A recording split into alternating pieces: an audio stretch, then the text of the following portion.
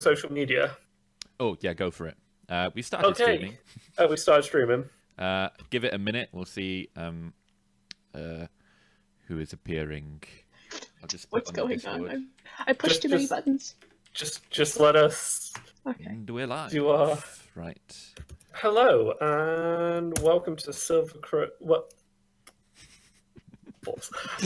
Hello, and welcome to Fledgling Tales, a weekly...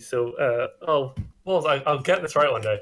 Hello, and welcome to Fledgling Tales, a weekly tabletop role-playing live stream brought to you by Silver Crow Media. We are continuing our campaign in the 1930s horror roleplay system Call of Cthulhu. This week I have one of my three regular players, and that is Jack. Hello, Jack. How are you doing today? Hello. I'm good. I'm ready to go insane. Yeah, you've Harold's been having a tough couple of weeks. Harold's life has just taken a very interesting turn. It's almost as if he wants to tell you about how his life got turned upside down. Yeah, it sure did. He's not telling you any more of that story, but if you listen to his story, you'll go insane. Yeah. And also with us this week is the second of 4 special guests. Not today. This isn't Tonight with James Corden or Tonight Show with Jimmy Fallon. I don't have 4 guests lined up. But the second of our special guests, while Ellie is indisposed with family and whatnot. So allow me to introduce Stephanie from the Outside Fanstra server. Hello. We barely know Stephanie. I put a call out to her on Outside Fanstra, which is kind of where we began. And Stephanie, I think it's safe to say Stephanie gave me the best kind of pitch for a character. Awesome. I met Stephanie 15 minutes ago. It's good. See? Do you want me to say the pitch, or do you want to do it? No, it's fine. We'll get to that. Okay. I'm just updating our social media. Makes sense. I'm just doing our press junket. So Jack, yes. What happened last week on Call of Cthulhu? Okay, so last week Harold and Nathan took a trip to Sholo, where they encountered some strange goings-on in the search for Bertrand Merriweather, who they were tracking as he's involved in some kind of a cult, which he has been trying to get initiated into. And we found him, but he had already been killed, and we discovered that the murderer was a Mr. Grant, who was a talent agent, I believe, but that was just a front, because actually, I wrote his name down, he's Nyarlathotep.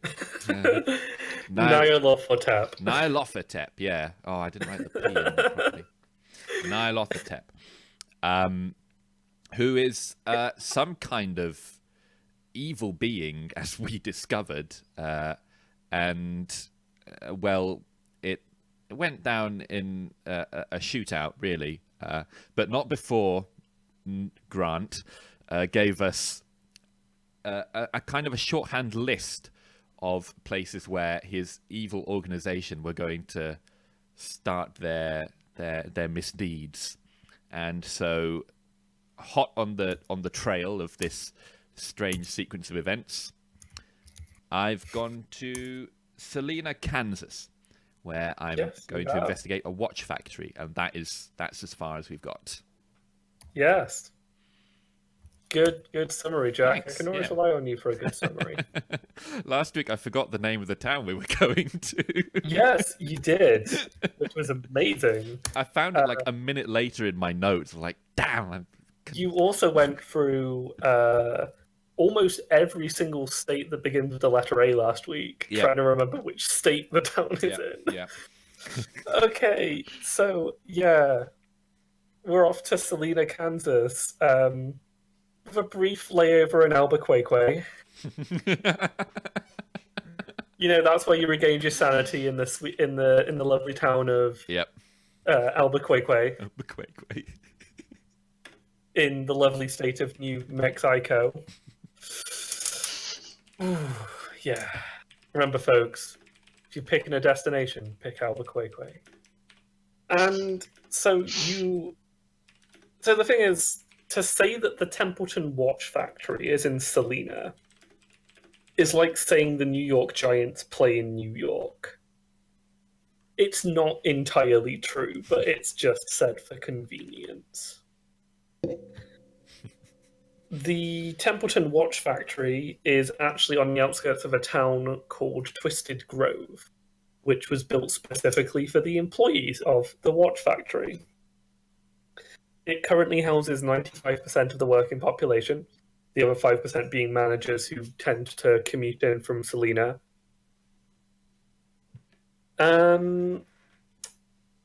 It to currently be owned by one Jennifer Drake.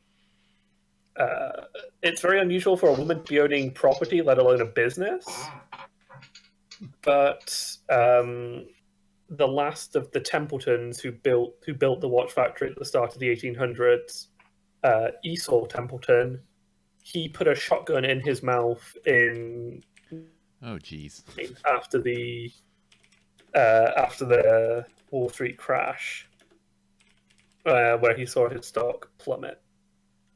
There was a kind of not like a fire sale auction, but this was a company with stocks bottoming out. It kind of passed through a bunch of interim managers, none of them who lasted very long, until it was bought in 1934 by a woman out of New York State called Jennifer Drake. Twisted Grove kind of runs as a very God-fearing town. It's a dry town, so even though Prohibition has been over for 2 years, there's no alcohol in Twisted Grove. Working weeks are 6 days. Sundays are off, and church attendance is mandatory. Whoa. Jennifer Drake effectively runs the town as its mayor, as well as that's primarily because she owns all of the jobs and all the leases in town. Jeez. It's like a darker version of, Bourneville.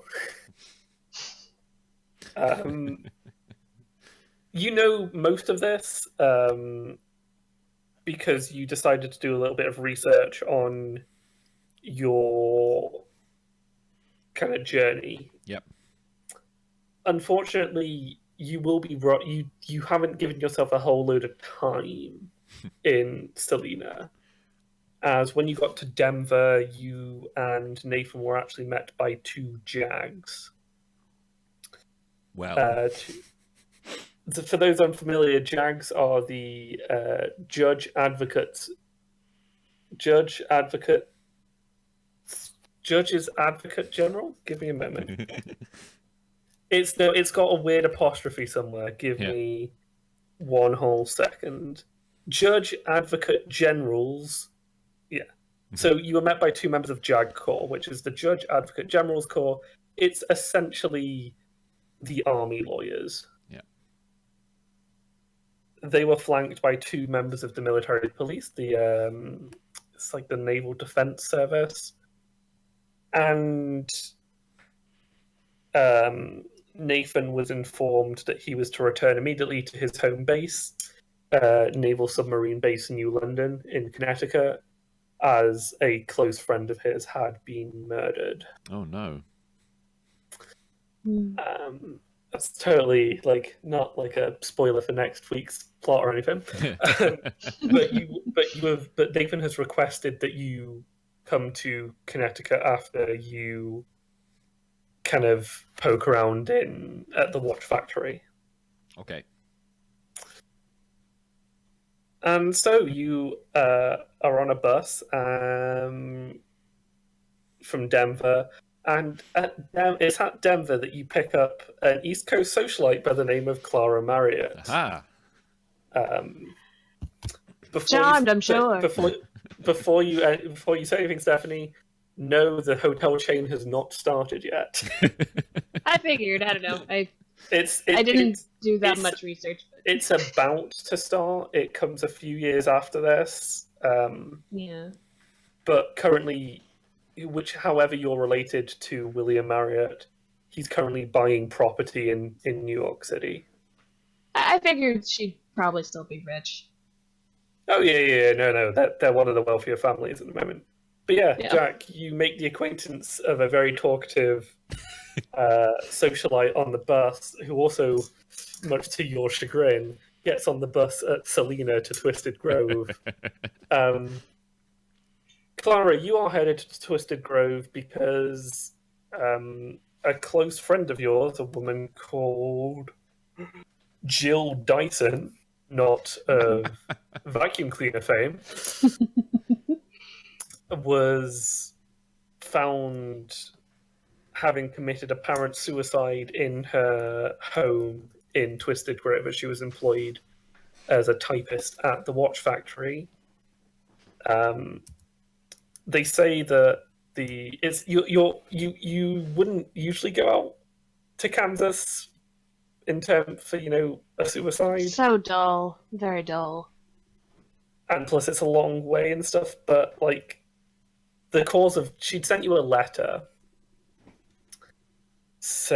saying, where are we? Saying that she'd got this job at this watch factory, this prestigious watch factory. She joined a local environmental group called Daughters of the Earth. Mm-hmm. And then she'd begin to suffer memory lapses, strange panic attacks, and kind of fear attacks. And then she was found dead in her home in the town, apparently from an opium overdose. Except that you know that Jill Dyson despised drugs, was part of the teetotal movement, Mm-hmm. part of the abstinence movement. It makes no sense that she would die from an opium overdose. And so you decided to go to the town. Mm-hmm. So yeah, Jack, you make a new friend, albeit Good. reluctantly, Good. No, that's cool. because you know how you lost your army Yeah. Thought it would. Yeah, cool. Navy friend even. Navy friend, yeah. What can I say? I'm just charming. Been told that my whole life. I don't think Harold is that bothered. Like, he's quite happy that he's just talking to someone. Like, 'cause it's been weird. So just having someone, even if they're just talking at him, he's happy to listen because it's like a little bit of normality out of all this craziness that's been going on. So Harold is pretty chill with having a new friend. Let me tell you about the time that me and Marlon Diedrich partied so hard. Good story.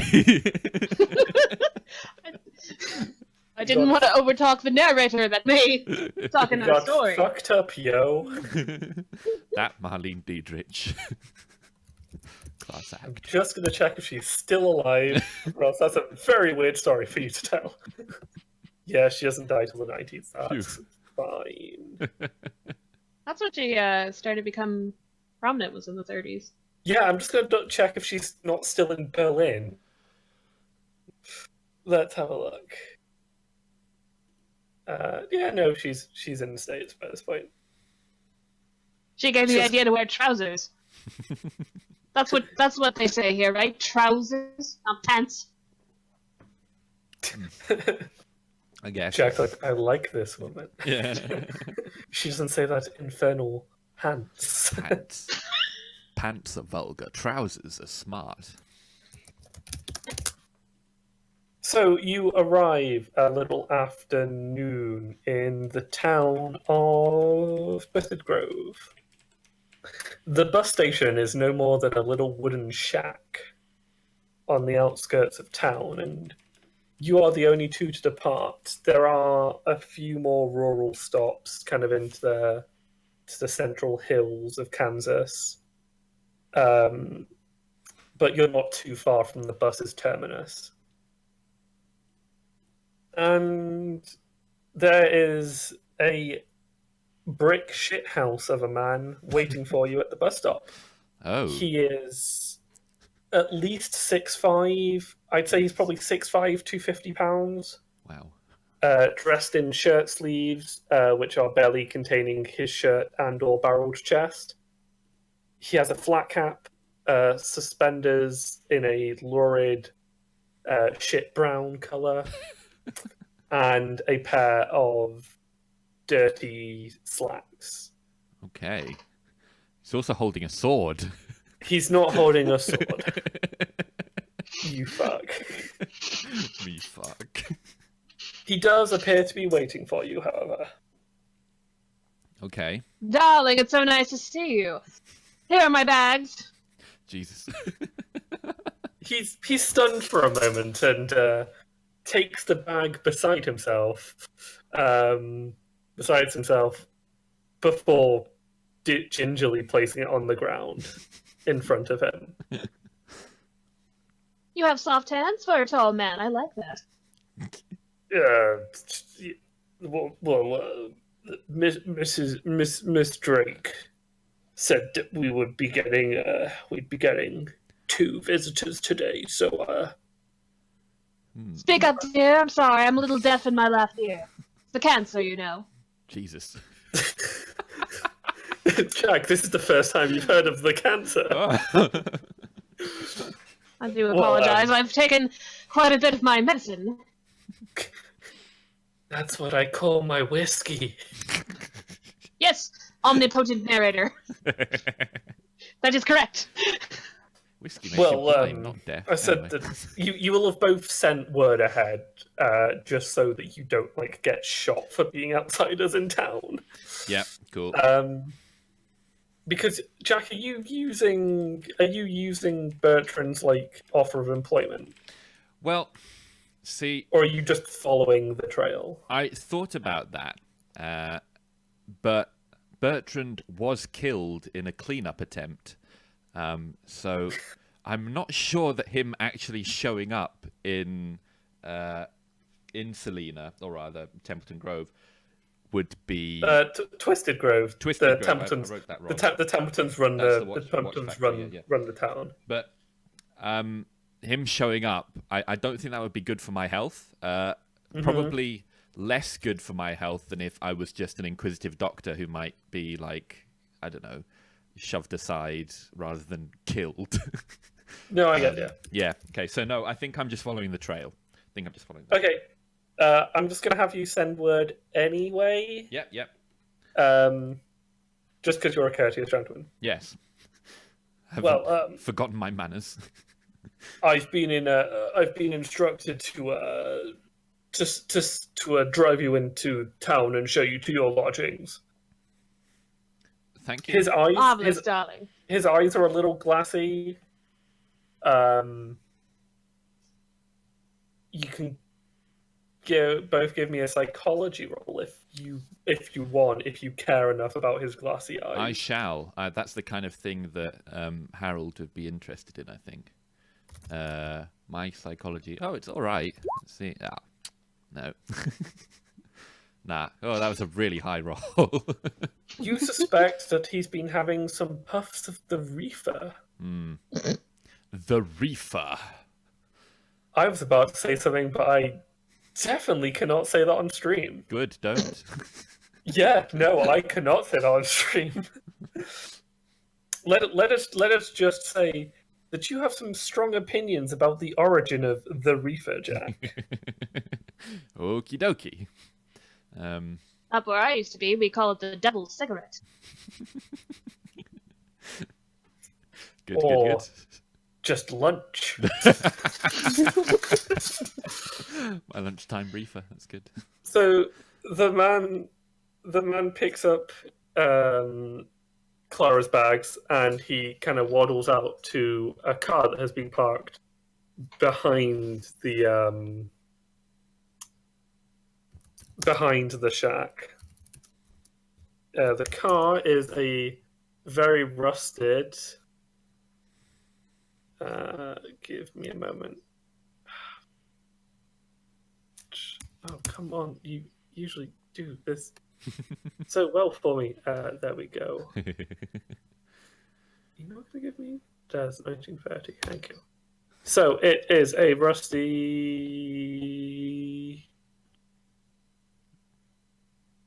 Okay, so yeah, it's a very very rusty Cadillac V16.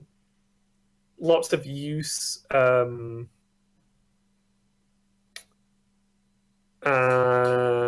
It's not particularly an off-road car. It's 5 years into production at this point. It is a luxury car as well. It's Okay. not. It's if you think about kind of the classic car of the 1930s, you're probably thinking of the Cadillac. Cool. I'll send you guys a picture anyway. I'm So, thinking yeah. I'm a dead woman anyway, so I don't have to worry about tetanus. He's very confused. This man is too high on the reefer to be prepared for this. So you jump in the car. She's Yep. gonna have fun messing with the poor high lad. What does Clara look like? Because we know that Harold is kind of a tall, thin gentleman. Kind of looks a bit like. I'm kind of imagining Harold as kind of looking like a human version of the medic from TF2. Oh yeah, Sort I of, kind yeah. of see Clara looking kind of very very thin. She probably used to look like I'd say Rita Hayworth, that sort of thing. Okay. But the because of the cancer, she's rather rail thin at the moment. I can see like black wavy hair, Yeah. Cupid's bow, that kind of thing. Okay. But yeah, any voluptuousness that was in the fashion at the time that she had is gone. She's skinny. As I understand it, the women wished that their fronts were not so full because it messes the lines of their beads. Well, that was the 20s. In the 30s, that's when it started to, like Clara Bow and stuff. She had a little Oh yeah. They were curve to her. fashionable. Yeah. So every fashion is always a backlash of the decade beforehand. So the 20s were we don't have to be feminine. We can wear short hair and not have curves and stuff like that. And the 30s were like, okay, we can have a little bit of curve, not too much, but a little bit. And then the 40s were like, we want all the curves. So That's good. We Okay. want all the curves, and we're all slightly gay for this Rosie the Riveter. exactly. So let me show you a kind of rudimentary map of Twisted Grove. All right. Need to zoom out a bit for the audience. So here, welcome to Twisted Grove. Thanks. You are coming in from over here. Okay.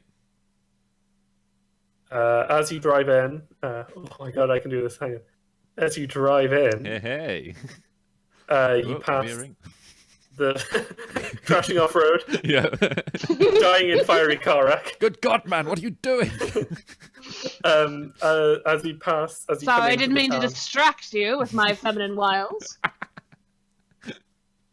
You know what they say? Whiskey out, tits out. Is that what they say? Okay. Yeah, Jack. Marlon Dietrich did. Just because It was a you've never wild been party. to America, Jack. Just because you've never been to America. Yeah. Okay, as you come in, you pass the police station. It also appears to hold kind of. It looks like it might hold part of the county sheriff's office as well. Yeah. Not too much of it, but maybe like it's like an outpost for the county sheriff because the county sheriff is going to be based up in Salina, which is the seat of Saline County. Okay.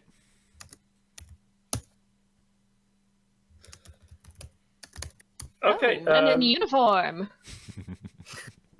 I just remembered why I do love the quaint countryside. Oh, you'd love Nathan. Never out of his dress. Yeah, It's quite strange.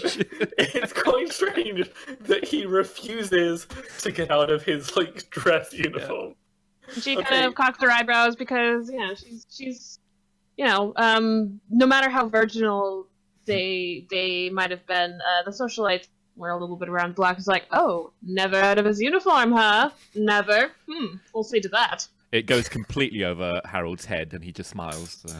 Well, I think to be honest, I think Clara probably spends a lot of time talking to herself, even if there are other people around. Yeah, Talks at people. Yeah, that's good. So as you pass, there's a crossroads at the corner of the sheriff's office. Yep. You glance upwards, and in the distance, you can see kind of one corner of the frankly huge Templeton watch factory.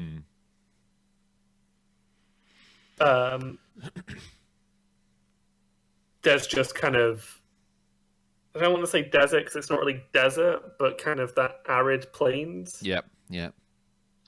Of Kansas. Yeah. One of my players is dying.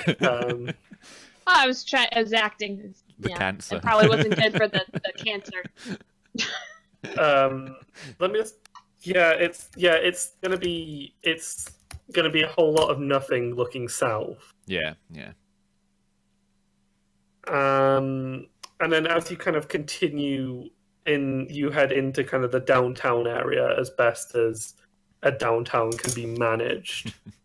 Boy, this place sure is happening. And that's this area here, the light The blue. light blue, the light blue, yeah. Okay. That's the wrong saline. That's the wrong. Are you looking for a desert picture? No, I'm looking at the satellite view of Google Maps. Nice. Yeah, it's kind of that scrubland, that kind of not particularly pleasant scrubland. Why in the devil did my friend try to work here? I could have gave her money if she needed it. So it's quite a lively downtown. There's barbershops and there's grocery stores and there's this, that, and the other. A whole grocery store. Of course, no bars, no liquor stores. Yeah. Not surprising for Kansas.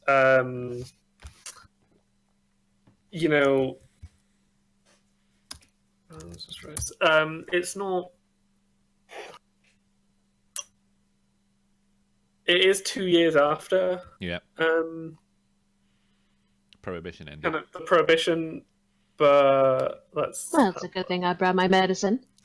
Oh wait! Oh shit! No, sorry. Kansas is still under prohibition. Oh right, okay. So, is whatever is in Clara's bag illegal here? Yeah, highly. I'd like to just very quickly remind her of that. Clara, look, I know you're partial to a drop. I am myself, but as it happens, Kansas still is under prohibition. Therefore, I would no fun. rather not draw attention to ourselves. If you could just keep it under wraps. I'm not going to stop you from doing anything, but I would keep it tucked away. Oh, for you, sweetheart, anything. How kind. Tuck it away.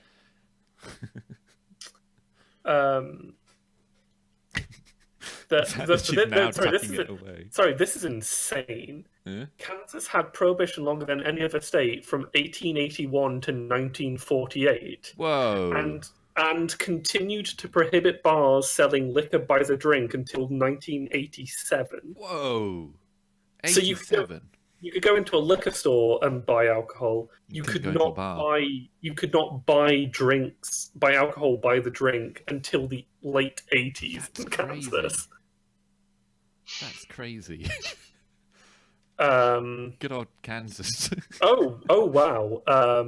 All counties all counties in Kansas have approved the 1948 amendment. So, like the private consumption of alcohol.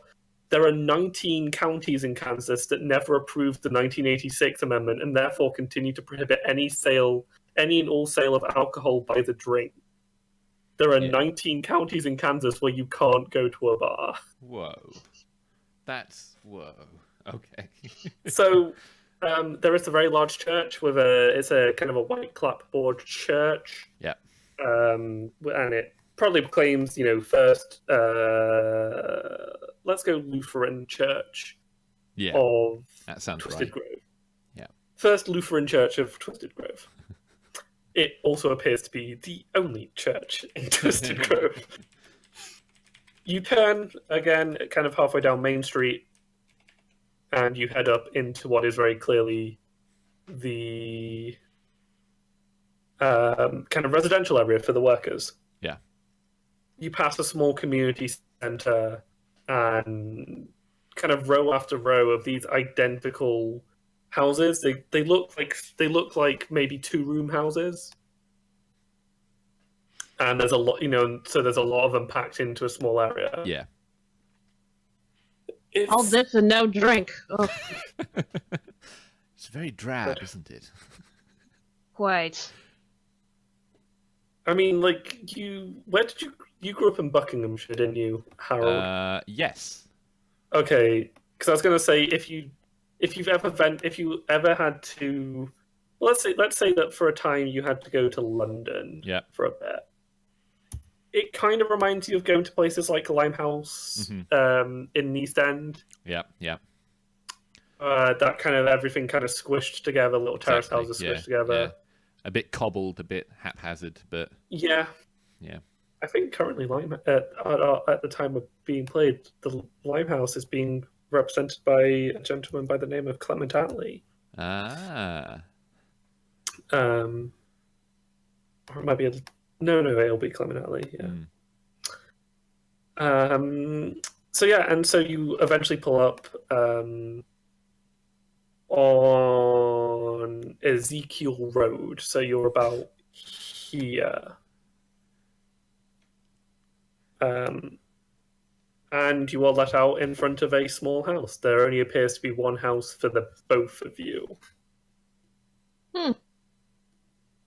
Cool. It is. Well, we're about to get very cozy. That makes Harold uncomfortable. Howard is like unclicking the safety on his Luger. He's not that uncomfortable. I'm very tempted to quote Mae West. Is that a gun in your pocket, or are you happy to see me? Harold wishes that Nathan was here so very badly. Harold tugs at his collar a little bit. Oh my, she's Don't bite. Much. Unless you ask. Harold is taking it all as a joke. He's like, hey. Yeah, it's very good. Very good. Quite. So, your driver, like, he unloads Clara's bags. It is a Friday. It's now about 12:15 in the afternoon on a Friday. He's like, some people from the community might be over to say hello. They're quite a friendly bunch over here. Oh, good. We'd like to. I hope they're all as good looking as you. Mwah! And I kiss him on the cheek. He points at the house next to him. He's like, that's where your friend lived, by the way. Ah, convenient. You get the feeling. Can you give me a psychology roll again, both of you? Yeah, it is. Psychology. He's very annoying. Yes, The more got uncomfortable him. you are, the more she'll flirt. Mind control. Stephanie, if you want to do a roll, go to your character sheet, which is the little newspaper icon on your kind of tab bar. This. Okay. So go to journal and then Clara Marriott character sheet. Journal. Scroll Okay. down. Scroll all the way Character down sheet. to psychology, and then roll the little dice icon next to it. Okay. Jack, Nothing.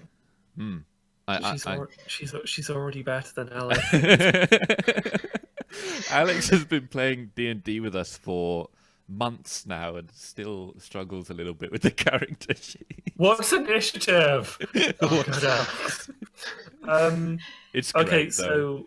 so Just Alex. do you prefer Steph or Stephanie? I'm indifferent. Whatever you feel like calling me. If you're in a Okay, rush, Sparky. say Steph. Yeah. I've been called Chelsea, Elizabeth, Whoa. Mabel. So, yeah. Well, I'm going to call you Sparky. That works. I'm uh, sparkly. So you do not succeed because you're trying to roll under your stat in any one skill. Yep. Jack, you get the feeling that that kind of awkward line about it being Clara's friend's house, it should have been a threat. Oh. Like, it should have been kind of a, well, that's where your friend died, kind of, by the way, that's where your friend, was found dead. Yeah. But it just came out as, like, an awkward A statement. word vomit. It's just a statement. And she's completely oblivious to this because she's not very smart. I narrow my eyes at him, but I don't say anything. Okay, there is a... I don't actually have a map for this, that's why we're not changing. Okay. For the exterior of your house, I have one for the Okay. interior. Good. There is a skinny, buck-toothed man gently pruning the small hedge at the end of the front kind of lawn that belonged to the house the gentleman just pointed at. Mm. What the hell was it? Sorry, something. Oh, my cat. Okay. Just heard something fall behind me. And so we kind of... The buck-toothed man looks up and he's like, well, hey there. Are you new to the village? In a sense, we're just passing through. Say, have you met a dame by the name of... I forgot my friend's name. What was it? Jackie? Jill. Jill? Right, she's the love of my life. I don't know why I'm so... did you know a dame by the name of Jill? By any chance, lived around here? Hang on, scrolling through my document. Mm. Oh, God. God, where is it? No, this is investigating stuff later in the game. Getting it. Please wait while the DM sorts everything out.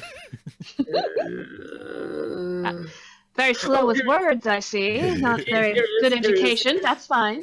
Oh God, yeah.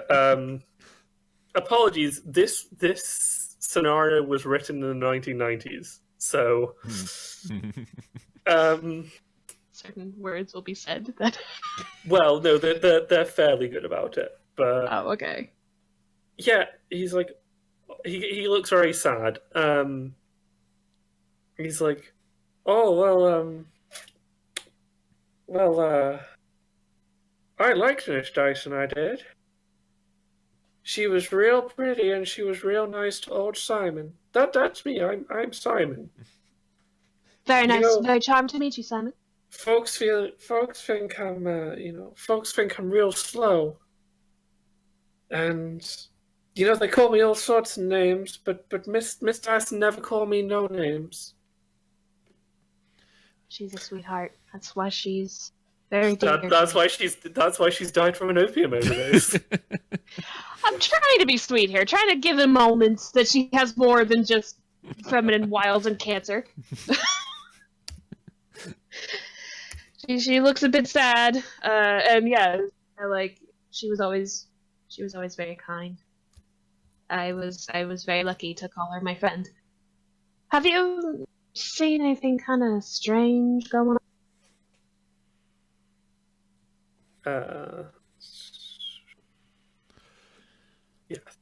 So he rambles for a bit. He kind of rambles about how nice Jill was, about how she was always so nice around town. He's like, before she went on to the better place,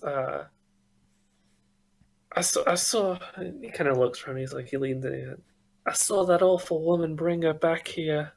You know that Miss Drake who owns the big old factory. Oh, I don't like that Miss Drake. She gives me the heebie-jeebies. I'm starting to get the heebie-jeebies from her as well. So you say Miss Drake brought her here? Brought her Yeah, home? poor Jill looked real. Poor Jill looked real tired, And that Miss Drake she was bad. She looked at me all strange like, and my head hurt. Like when kind of leans back in and goes, when you drink the moonshines. But I know all about that. You drink it too fast, and then he kind of sits up and he goes, "Yeah, like when you eat the ice creams too fast and it all goes to your head." I tap my nose. Say yes. I understand you, Simon. She winks, and I was like, I know all that. But yeah, so my head hurt real bad. And, if she wasn't paying me to tend the hedges, that I'd be on a bus out of here. But then again, where's a slow boy like me gonna go? Who's gonna want to hire a slow country boy from Kansas? And kind of ramble. He goes off. Yeah. Again. She feels like a pain in her heart. Even though she was privileged, she always, I don't know, she still has a little bit of empathy.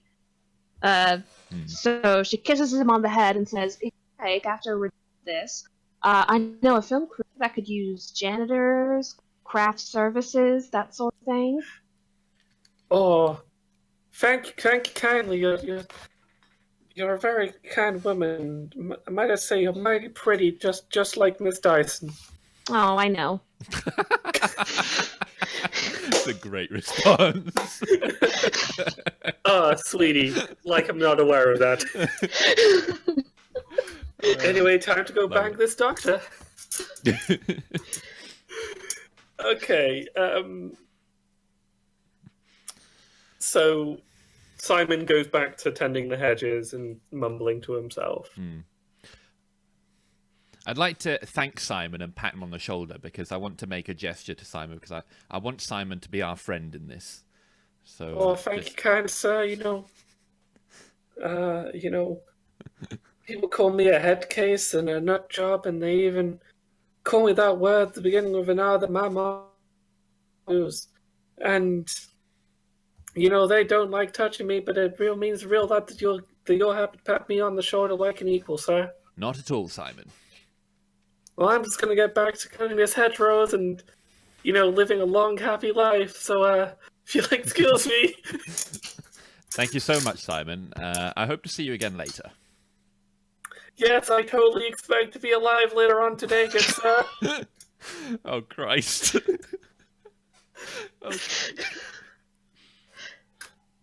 He goes back to cutting his hedge. Nice chap. Can you give me spot hidden rolls, please? Yes. I was about to do that. Spot hidden roll? Which category would that be in? It's in skills again. Investigator skills, Okay. Second column, near the bottom. Second column. I got something. It'll be a it'll be a little ways Oh, up. spot hidden? Yeah, spot hidden. Okay. I should be ticking my boxes when I get things right. Whoops, Yes. daisy. So, against Clara, you are oblivious to whatever is going on. Of course. You just kind of take in. It's a very. I don't want to say bucolic because it's not a bucolic town. It's not like the lovely little towns you go up in Washington State and stuff. It's not like your Maple Valleys and that kind of area. But it is bucolic in that kind of there's an idyllic stillness to the town. Yeah. Okay. She kind of shivers, like, I don't know if it's just you, but the temperature seemed to have dropped like 12 degrees. I mean, because they're all at work. Well, It is like 12 on a Friday. I'm trying to create tension and mystery in a moment. Jack, you do notice a few curtains moving. Oh, okay. A few people looking out at the new arrivals, and Simon is quite loud as well. So, Yeah. but it's that kind of no one talks. We don't talk to Simon, so who's talking to Simon? Yeah. Kind of Exactly. shebang. Yeah, a little bit of yeah. Okay. I'd like to say to Clara, let's head inside, set down our belongings, and then I suggest that we head over to the police station to see if you can't wrangle any facts out of them about your dear friend Jill. Because frankly, Clara, I'm not entirely sure what I'm looking for here.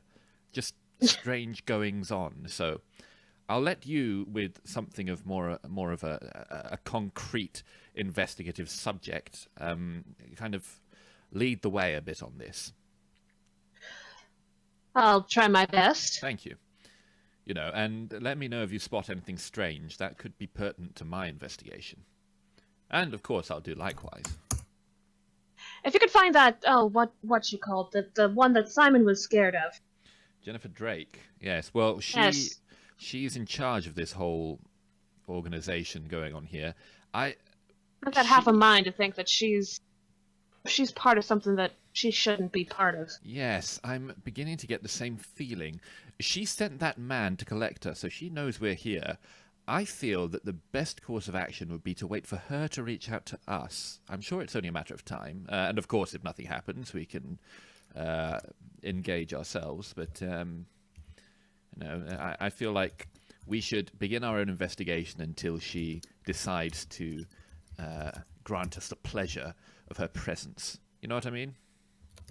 Well, if Her Majesty wills it, yes. Well, yes, precisely. I feel like being someone in charge of such a town, as small as it may be, that is a wielding of power that I feel we don't really want to get on the wrong side of. We must be extra careful. You're a very intelligent boy. And one other thing, that man who Yes? dropped us off, who said that this was Jill's house next door, I can't help but feel that was a threat. So I'd watch out for him, and indeed anyone else in the direct service of this Jennifer Drake. Well, between you and me, I'm surprised I'm still living. Yes, quite. They're just like checking their watches. Just like, when is she gonna die of cancer? Come on!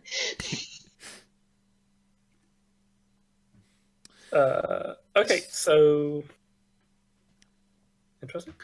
Wait, okay, fair enough. I guess we so go you're inside. heading- Yep.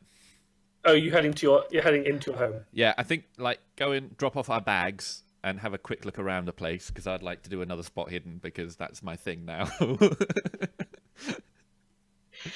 Just completely, throwing open the curtain, not being careful at all, just, all right, I'm going to try my best Sherlock Holmes impression. As you can see, it is a very small house. You have a large living area, and then through a door at the back, you can see a bedroom that has been converted for 2 people. Okay. Good. This, from what you can tell, this is only slightly better than things. Better than what? This is only slightly better than Slum Dwell. Okay, yeah, right. Now, why would dear old Jill want to live up here? I'd like to do a spot hidden on the house, just in general. Yeah, see if, sure. I'm particularly looking for any signs of, I don't know, tampering. Oh.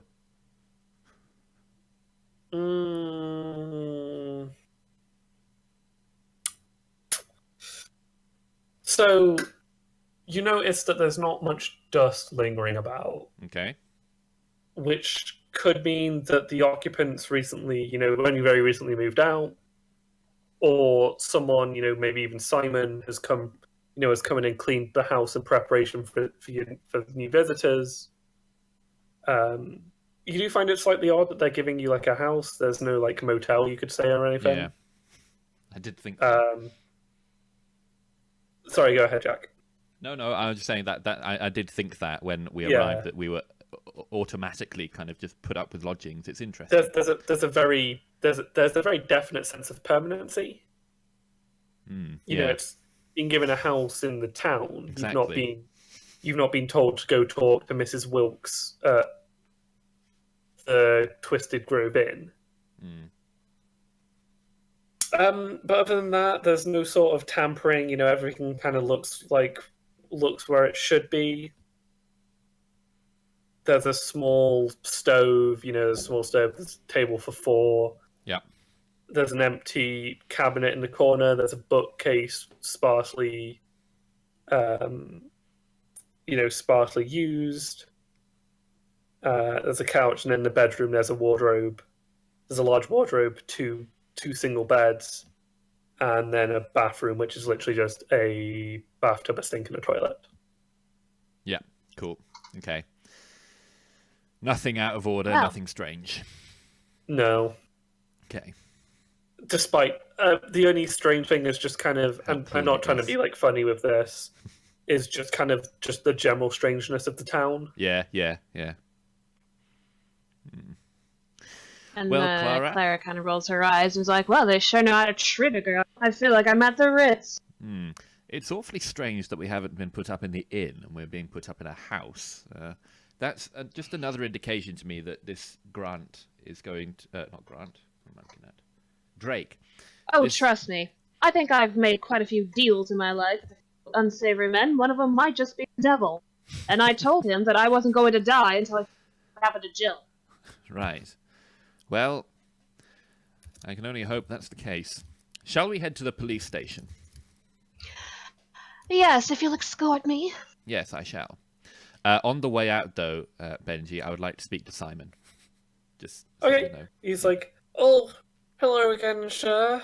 Hello, Simon. Glad to see you're still doing well. Glad to see you haven't died in the last 5 minutes, Simon. I'm That just worked out. ever so slightly curious about the house. It's awfully clean. Did you give it a once-over before we moved in? Oh, no, sir. You know, Miss Drake don't trust me with no cleaning jobs. That's a terrible shame. She employs some cleaners for the town. They they come in and I think they come from a company up in. I see. They come in and they do a cleaning when someone vacates the premises and whatnot. Uh-huh. So did someone vacate this premises? Oh, sir, he kind of leans in and says, "Promise you won't tell anyone, sir." Of course not. Of course not. Well, you see, sir, they say, Chief Bunty, the chief of police, he say that they're runaways. You know, they couldn't handle it, and so they ran away to die out in the desert and whatnot, sir. I see. Does that happen often? He claims, what happens, he claims they get 10 runaways a year, sir. Because you see, sir, they signed quite an airtight contract with Miss Drake, you see, sir. Yes. And so people room run away and board and a good wage as long as they stay in the town and they do the job. Quite, yes. But been noticing that a few people have been running away lately, and more than usual. Well, I've only been here a good 3 years, sir, and I've only in those 3 years I think I saw 4 runaways in the first year and 3 in the next year. But so far, sir, we're coming up to the month of August, sir, and we've seen 7 runaways so far. That is strange. This year, and the year of the good Lord 1935, sir, and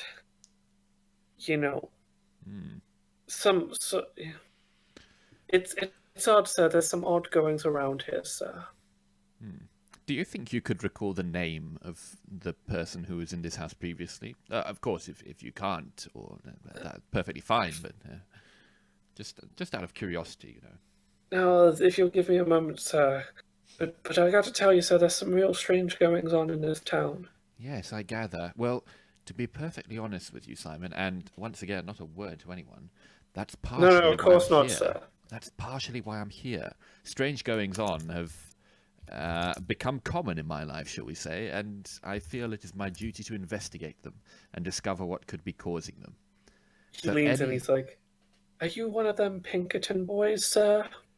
Not quite, but it would probably be helpful for you to consider me in the same light. He actually looks quite sad, and he's like, "You know, I always wanted to meet one of them Pinkerton boys and ask them some questions." Well, you know, in the previous investigation. Have mercy on him, Jack, and just tell him you're a Pinkerton Yeah, seriously. boy. I'm close to stepping in and being like, he is. He's just undercover. All He right. is. He loves breaking strikes and hurting workers. Well,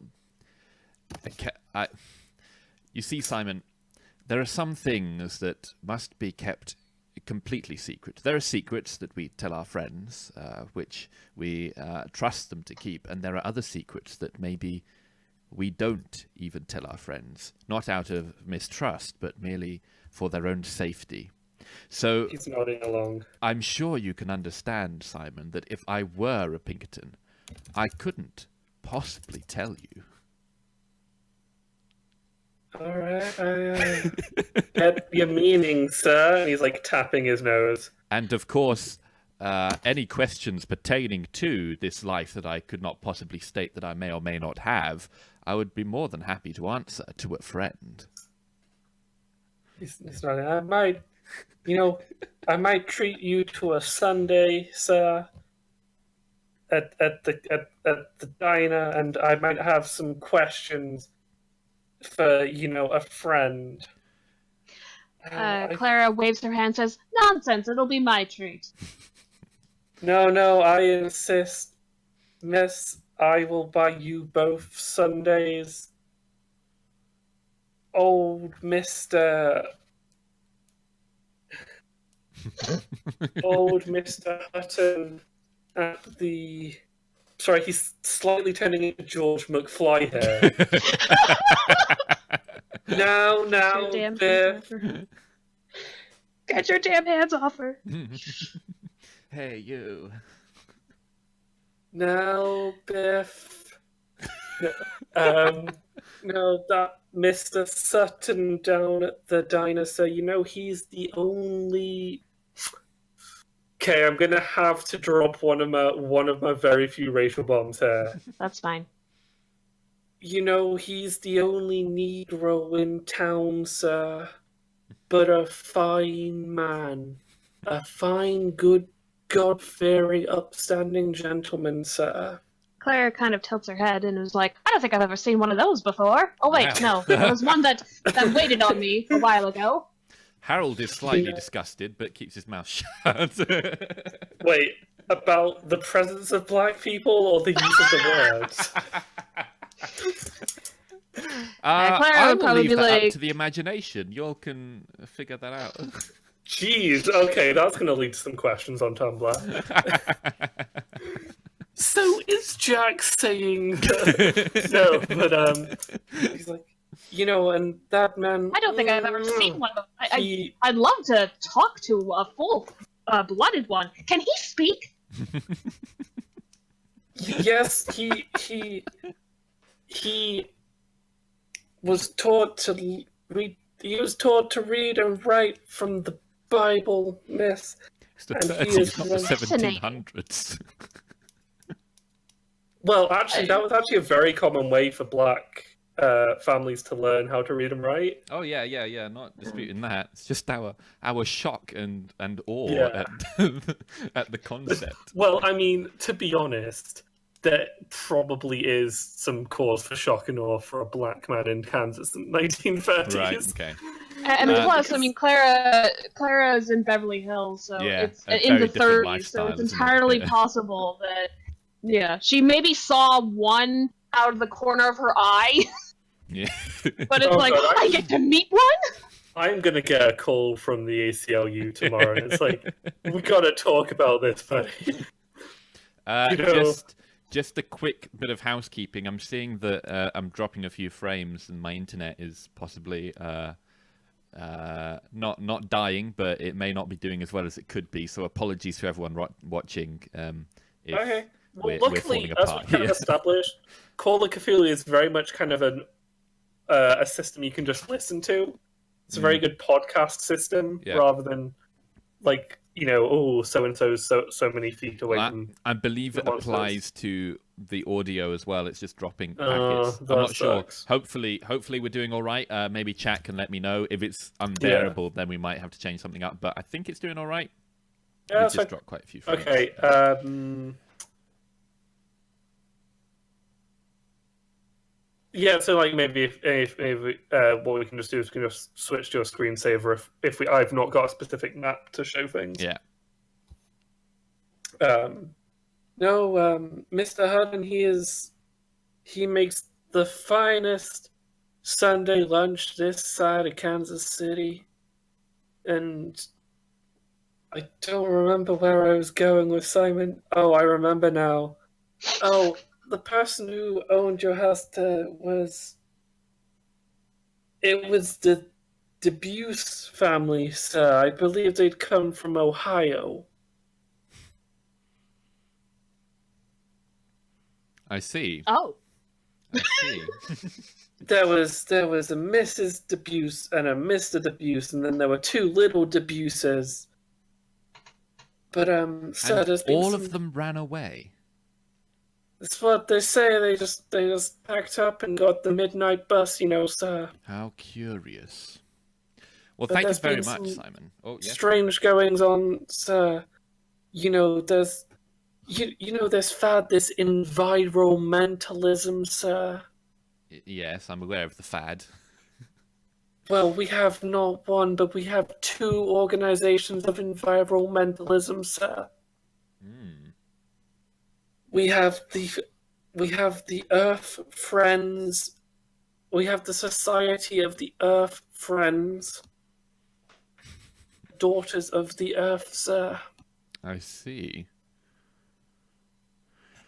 And those ladies, because it's all ladies in the Daughters of the Earth, sir. Those ladies, they are ever so strange. And strange how? Well, they all look a little wild and unkempt. And, Miss Dyson was one of them, and,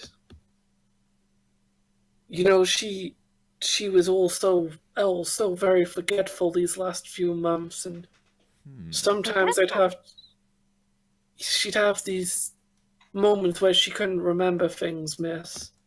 And, there were times where, he kind of leans in, he's like, I had to go into her house and hold her and stroke her hair because she was in a terrible screaming fit, sir, and miss. Ooh. And don't want to say I didn't touch it inappropriate, like, sir. Of course not, Simon. You would never. No, she called me in because she trusted me, sir. And that means a lot to me because not a lot of people are gonna let a slow person touch him, sir. But she kind of puts her hand on his shoulder and is just kind of like, she was very lucky to have a friend. he kind of smiles sadly.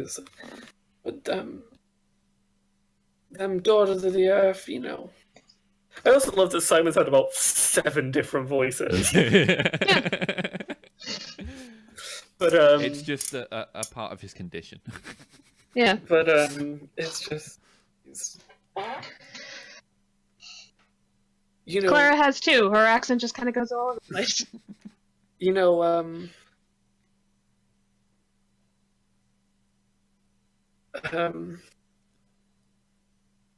The Society of the Earth Friends, they meet in Mr. Hutton's diner every Friday at 7 p.m. So they'll be meeting tonight. Yes. And I'm sure they can tell you the story as to why there is 2 environmental organizations in our town. Yes, yes. Well, I Right. don't know about you, but I am starting to fancy myself an environmentalist. Yes.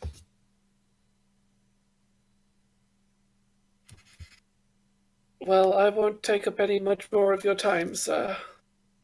Thank you ever so much for your help, Simon. We're indebted to you. And I'll catch up with you on Sunday for that lunch. I'm going to hold you to that. No, I will be. Would you do me the honors, sir and miss, of attending church with me on Sunday? I would be absolutely delighted. Sure. And then we shall go out to a grand lunch at Mr. Hutton's place Sounds after This the is totally not service. foreshadowing. Sounds excellent. I'm sure we'll all still be around. If all three of us are alive, that would be the tops. Yes. Forgive Clara. She has an interesting sense of humor. I do not. Okay. Glug. Okay, so you still gonna head to the police station? Yeah. I think so. Yeah. Yeah. Oh well. Now I think about it, that might put them on the scent. Well, I mean, they're already on the scent of us. We're new people in Yeah, town. you're two Gonna be- strangers who've turned Yeah. up in a tiny Kansas town. I don't think it's going to hurt our cause, and we might learn something new, especially if I get another spot hidden, because that could be good. I think James is hallucinating, by the way. Oh, yeah? It's about otters. Oh. Anyway, now he's screaming. Now, no, Jack, this is my most Jack Reacher plotline I could come up with. So, heading to Twisted Grove Police Station. Did I actually bring you guys over? I did. So, how do you get down to the police station? Walk. Probably just walk, yeah. Okay. Yeah. Is have the legs. is like serious question? Is the cancer in Clara's hips at all? Because you've kind of implied that it's definitely in her head. Yes. But are we at the stage where is it just she has various forms of head cancer, or is it kind of one of those the cancer is just everywhere? Which would be more interesting. I'm just trying to determine how far it's gonna take you to get down there, because it is a ways. Yeah. Like, Um, it's 9 miles as the crow flies. Whoa. Oh dear. That's much further than I thought it was. Yeah. I would say, yeah. I think she's still in somewhat the early stages. Yeah. That's why she's so lively. That Otherwise, will take she'd us be exhausted. ages. Does the town have a sort of public transport? Well, there's Simon. We just crawl up on his back and he gives us a feedback run. You kind of cast your mind back to the car and didn't feel too long in the car, but you know that you feel like, because this is how like Midwestern towns are. I know that Kansas isn't. I think Kansas is like technically the Midwest, but it's kind of that they're very, very spread out, even if there's not a lot of people. Mhm. So you feel like it would take you a while to walk there. How long are we talking? To walk, Yeah. if you were to follow the roads, Yeah. that's 6 miles and then 9 miles. So let's say 3 miles an hour. Yeah, depending on how fast you were walking, a good 4 hours maybe. Yeah, we can't do that, not really. Yeah. Um, Do they have horses? So, well, you'd assume that there might be stables. Like, hell, the police might even have some horses. yeah, we're As trying kind of a to get holdover from that generation of kind of justice of the pieces. Were you saying- Justices of the peace. Were you saying before that Simon has a vehicle? Well, you look around and you see that there's some sort of rickshaw kind of device. Oh no. It kind of looks like an old apple cart haphazardly hooked up to a rusty bicycle. Mush. Oh my goodness. And Simon catches you having a look at it. He's like, "Oh, sir, miss, are you thinking of going somewhere?" We wanted to get to the police station, but it's quite a trek, isn't it? Don't worry, sir. If you just hop into my apple cart, I'll ride you down there lickety split. Are you certain, Harold? It's quite a way. You just called him Harold, which is your name. That's my name. Are you certain, Simon? It's quite a way. I was reading the chat. And No, it would be my pleasure for my new friends. You're ever so kind, Simon. Average rickshaw. I sure hope that you stay alive for as long as I know you. Cycling. Cycle rickshaw. Tell me how fast it goes. Just Google. by bike speeds. Bike with apple cart attached speed. Not a bike speedometer, just a bike speed. Average. Oh, okay, yeah. Buy a speedometer for Simon. Okay, no, that's fine.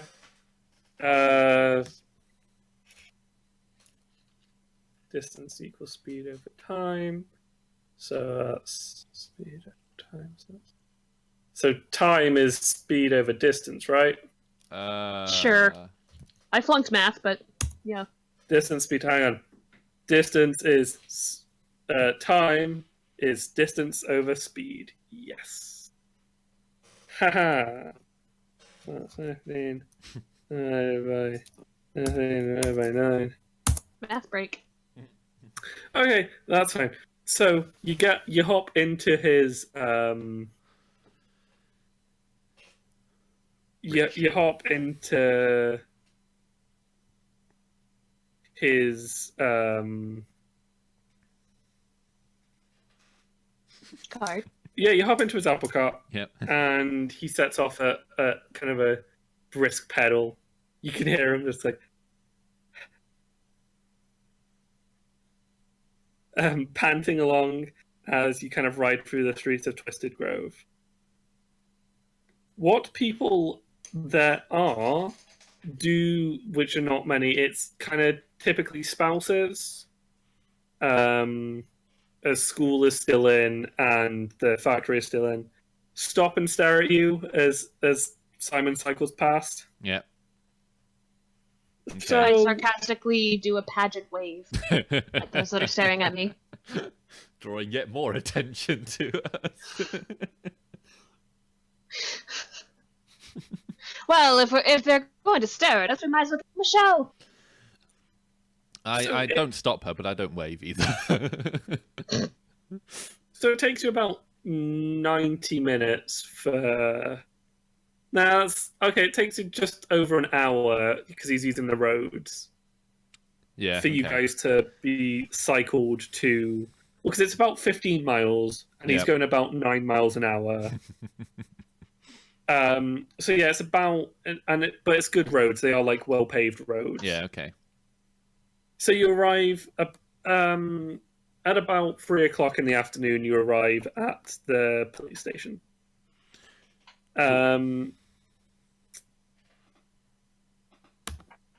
Simon waves you a happy goodbye and then cycles back off towards the town. Great. Okay, gotta zoom in on this police station. And you enter the police station. It's a large, squat, single-story building. Mm-hmm. And when you enter, you see a plump, overweight officer sat at a desk, hitting a typewriter with thick fingers. I think he looks about 45, big bristly mustache that looks a bit like a walrus's mustache. Badly fitting uniform, but it probably displays like a crest that says, Twisted Grove Police Department. Yeah. Sort of confidently. The trip's taking a little bit out of me, so I trip a little bit, but I'm fine. I walk up to the desk and put my hands on the desk and then lean forward and go like, hello. He looks up. He looks across to Harold. I don't say anything. I just smile. Well, he kind of looks up and he takes in that there are two people in the room. Yeah, cool. Okay, fine. Yeah. Got to stop clicking my pen because I think it's showing up on the OBS recording. So yeah, shouldn't do that. Anyway. He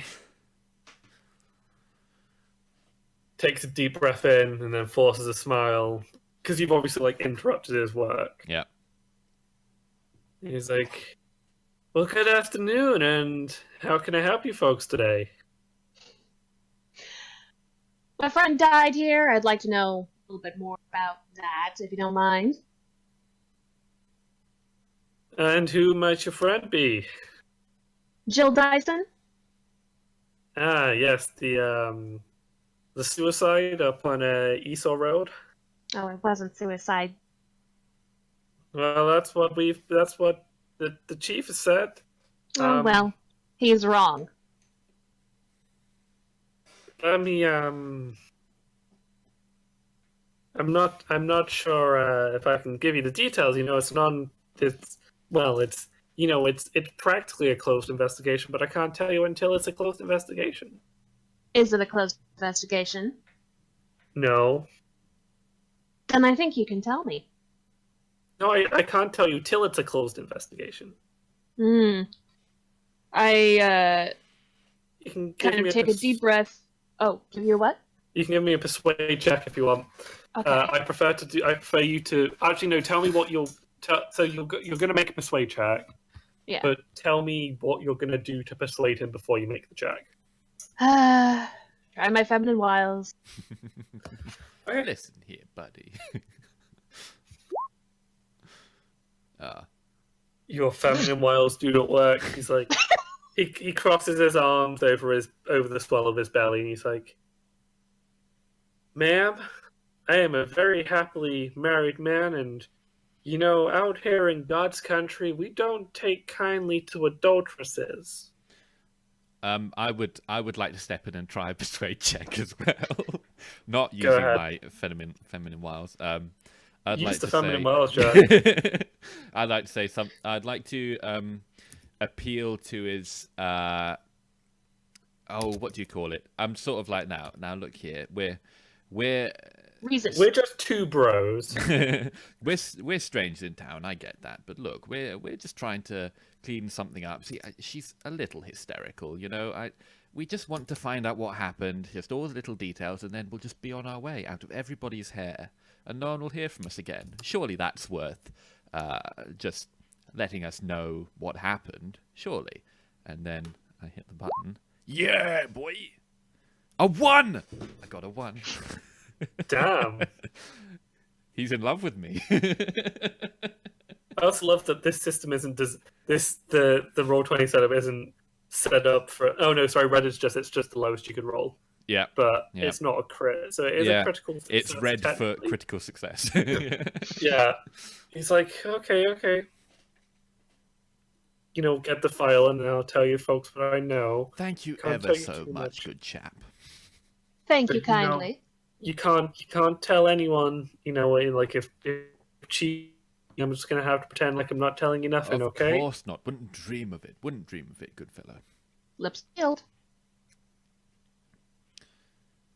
Sealed as tight as the hull of a great battleship.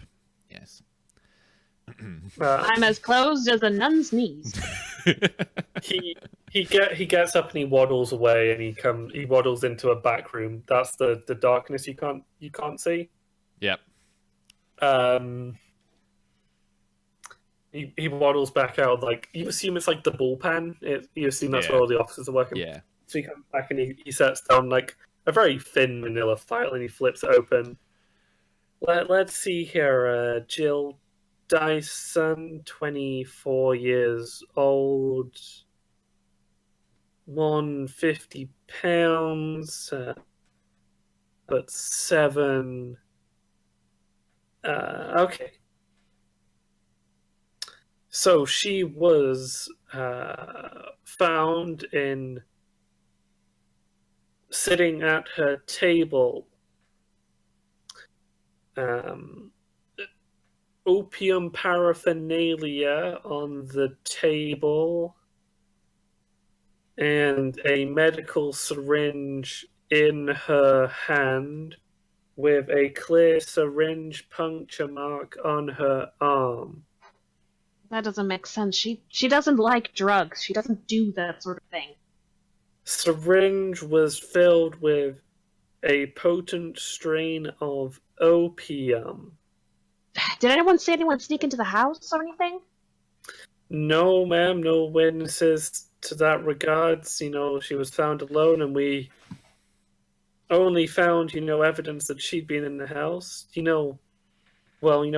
I do have a note here saying that Simon Washington claimed to see Miss Drake at the house, but we have discounted that due to...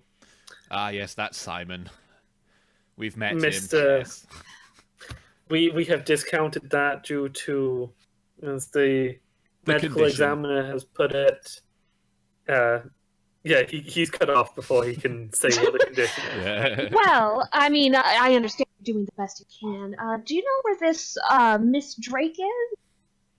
I just, I want to get together with another country girl and learn how proper country girl or whatever.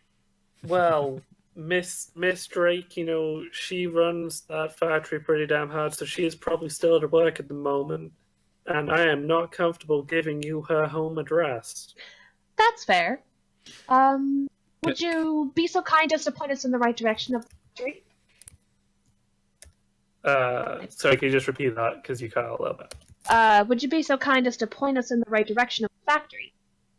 It's just right up this road. You run this road until you kind of hit the edge of town, and factory, you can't miss it. Does the policeman have a name badge or anything like that? Yeah, he his name appears to be Crowley. Now, listen here, Crowley. Look, now I'm about to... Excuse me, that's Deputy Crowley. Deputy Crowley, of course. Wait, hang on. Officer Crowley, because he's not... Crowley. Sorry, because if he was deputy, he'd be in the sheriff's department. Yeah. No, it's Officer Crowley. I do apologize. Officer Crowley, listen here. I know this is quite a big ask, but I am a doctor, and I have an excellent history and so on. I don't like to blow my own trumpet and so on, but while I have full faith in your medical examiner, would there be any chance that we could see the body, just to placate ourselves? Sorry, can you just repeat that for me, Jack? I'd like to see the body, basically. Well, we don't have the body, sir. You don't have the body? No, it was taken up to the medical examiners in Selena, sir. Oh, I see. Of course, it would be in Selena. Yes. I mean, if you want to try your hand at the sheriff's office in Selena, there's a bus that runs, every 2 hours. Well, thank you ever so much for the information. We'll probably be on our way. You've been ever so helpful, officer. No, just happy I could help. You're most kind, most kind. Can I do a spot hidden? Sure.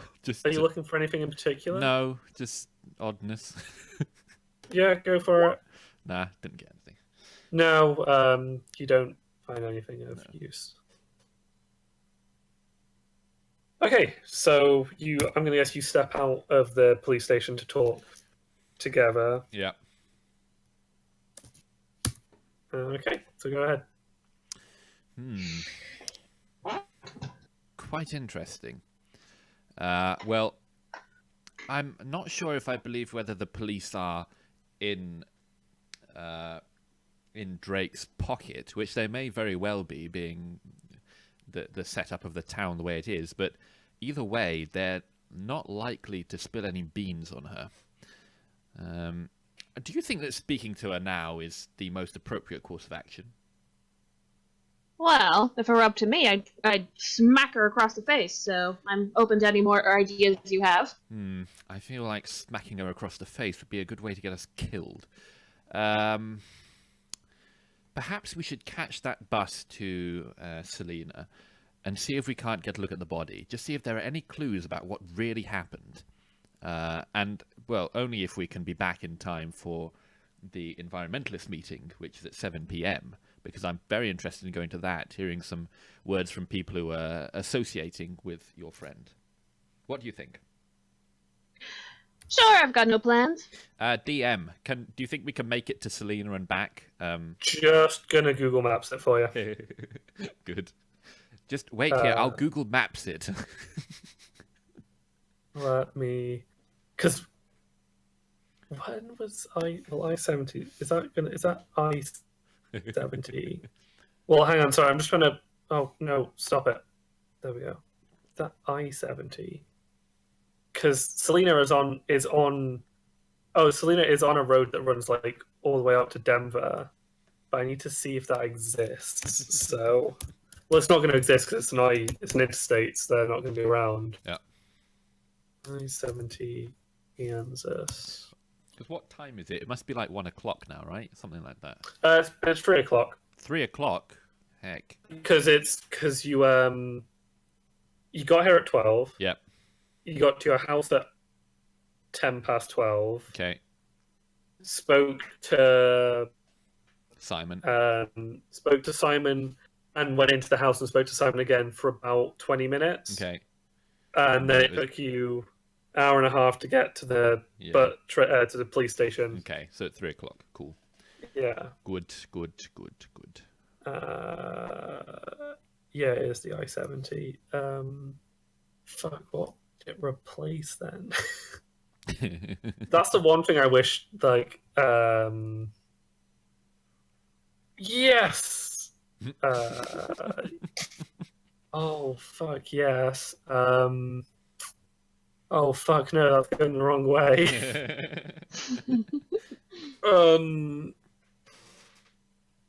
Okay, it's fine. There will be roads. This is yeah. We're not in give barbarian us times. something. Yeah, no, it's fine. I'm just trying to. I was just double checking that it wasn't like before I-70. There was no way to get safely from Selena to Kansas City without something or other. Yeah. I mean, we got here, so must be some way to get. Yeah. Well, yeah, but you know what I mean, right? Yeah. I get it. Oh, that's very...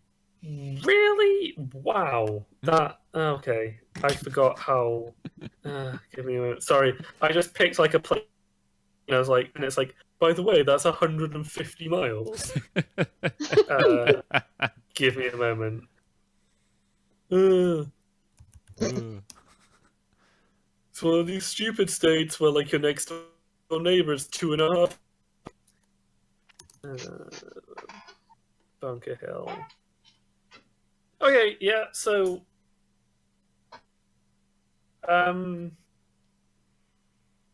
Yeah, so I'd say...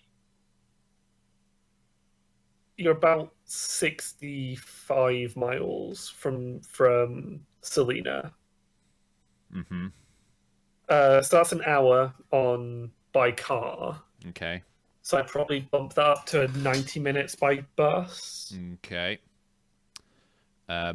Considering what time the bus is leaving and what time we'd be able to get back, do you think we could make it back for 7 p.m.? 90. I think you're too late in the day. Yeah. To catch. I think you'd be able to get to Selena and back fine. Mm-hmm. I don't think you'd get there before the medical examiner went home. Right, of course, yeah, cool. Because I'd say that you've just missed the 3 o'clock bus. Okay. Right. Well, what I'd suggest then, we can try and attempt that tomorrow morning. Maybe we should go and see this Jennifer Drake. And, just to get the feel of her. I don't suggest that we challenge her or take her to task, just to speak to her. We have a reason to go there. We thank her for her hospitality, for putting us up. And we can, in just that conversation, try and understand her motives. What do you think about that, Clara? Sure. I'll pretend to be an actress. Yes. Fine. Yes. Okay, so you head out to the... How are you getting to the watch factory? Yeah. Yeah, because that's a bit of a trek, isn't it? That's probably even more of a trek. That's...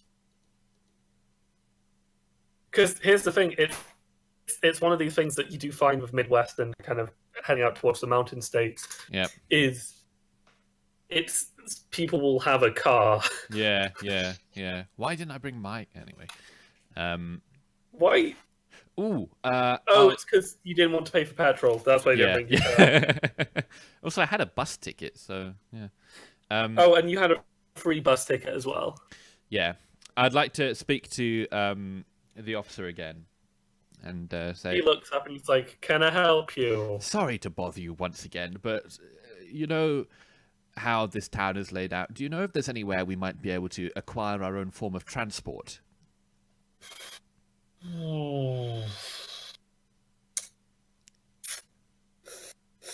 Kind of sucks air through his teeth. Yeah. Be it some kind of a vehicle or even a couple of horses, I mean, if you're willing to lay down some collateral, I could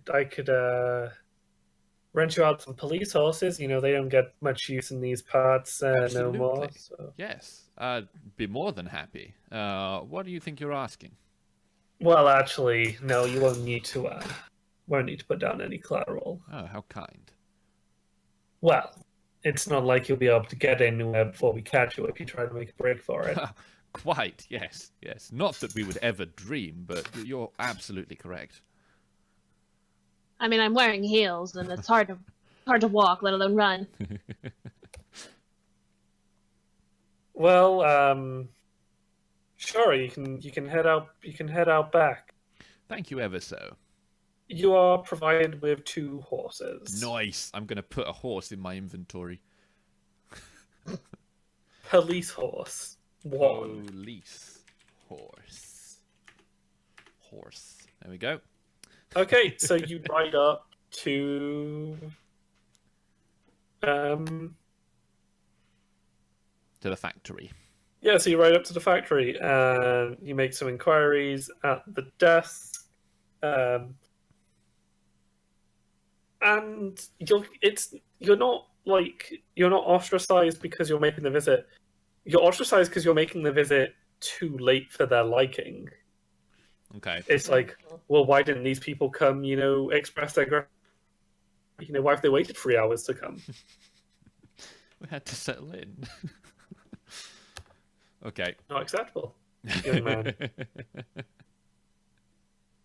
You are led into a small office in the back of the upper deck gantry of the watch factory. Oh, need to change scene. There we go. Okay. Let's see if there's a description of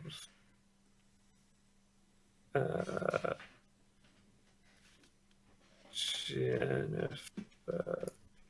Really? Wait, why isn't she statted? She's the main...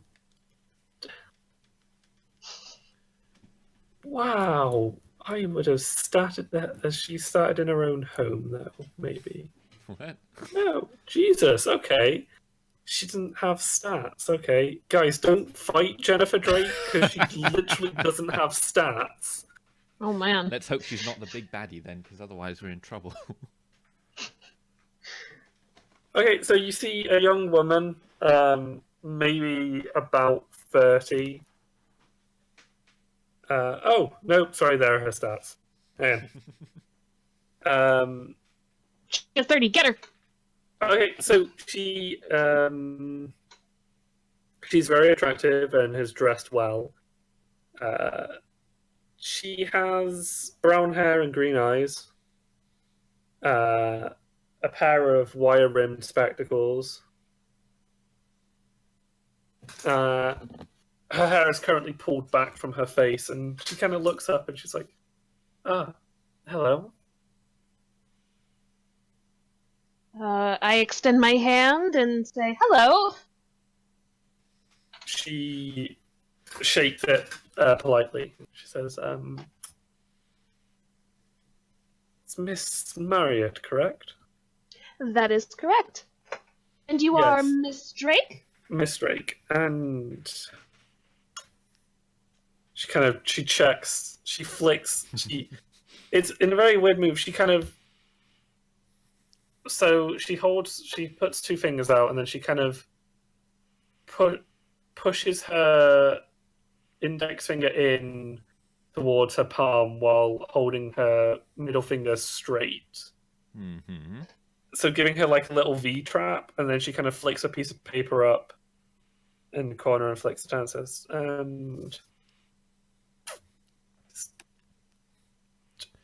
you don't have a surname, do you, Dirk? I do.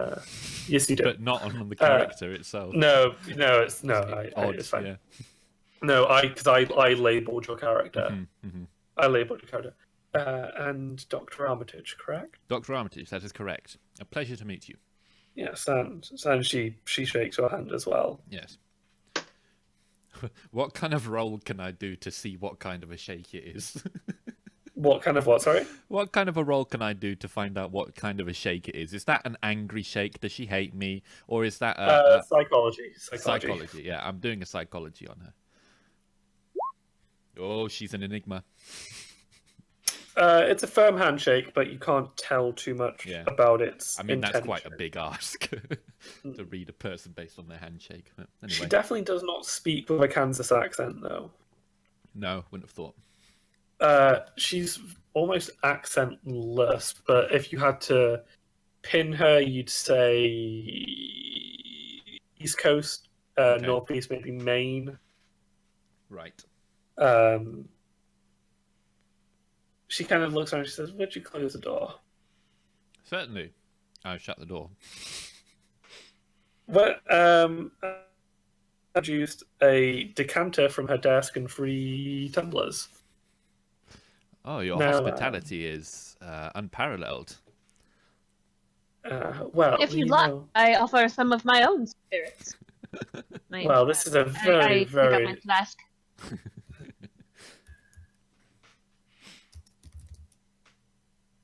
Well, you see, this is a very, very fine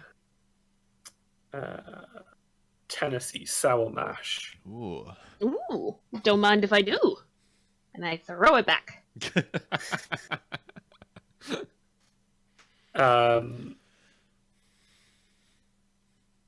So yeah, it's a Tennessee bourbon. Yeah. And so she keeps the glasses filled. She's like, just don't let them know. That's a very God-fearing town. Not of course. not of my design, of course. No, quite. That was all the work. That was all the work of the Templetons. Yes. They wanted to create this model village of sorts. A pinnacle of God-fearing America. Mm. A little too. I get you, sister. A little too hardcore for my upbringing. No, quite. Mine as well. Understand. But the townsfolk seem quite ingrained in their ways, so I've not shaken the apple tree. Mm. But I brought in a more amicable minister for the Sunday church services. He's something of a rural reverend, so he covers a number of parishes in the area. Yes. On Sundays, and if some... Well, how can I help you two? Well, first of all, I'd like to thank you ever so much for putting us up. We could have stayed in the inn, but it's ever so kind of you to provide us with lodgings. Well, you see, there is, again, part of the Templetons. I think there once was an inn for visiting members of family and whatnot, but it's no more. So I was more than happy to give you one of the houses I own. Well, I own all the houses. Yes, They yes. come with the factory, but I was more than happy to give you adequate lodging. Very decent of you. Thank you. No worries. I'm not even. Clara isn't even paying attention to this. She's just taking the glass that she was offered and just downing it. Just continually filling it and draining it. Yep.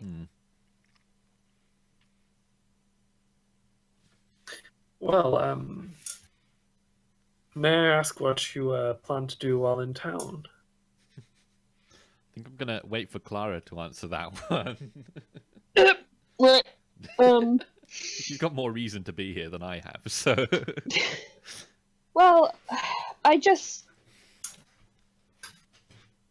don't know. My friend is dead, and I'm looking for some kind of clue. Sure, you understand. She was very dear to me, and I didn't even get to say goodbye. No, I completely understand. Miss Dyson's death was tragic. There's kind of a catch in her throat. You know, she was quite a close acquaintance of mine for she was a member of my organization, the Daughters of the Earth. Yes, I've heard. Wonderful work. Yes. Quite.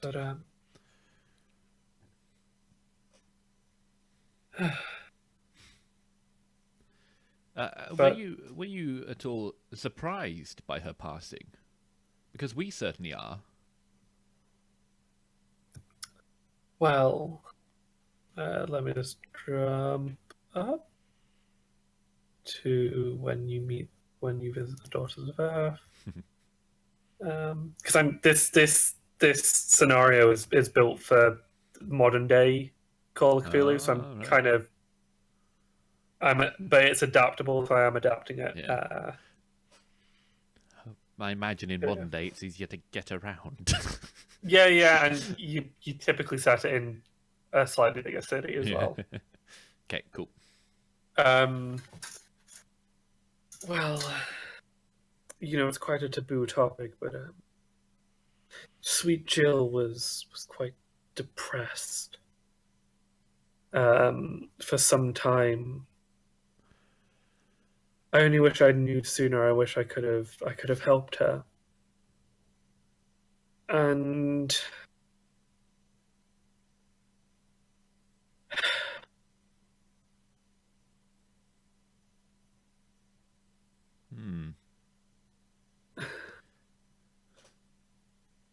and well,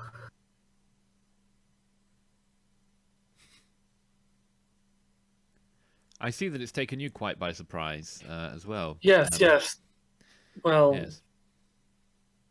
there was. We believe there may have been a man involved. A man from the town? We're not sure.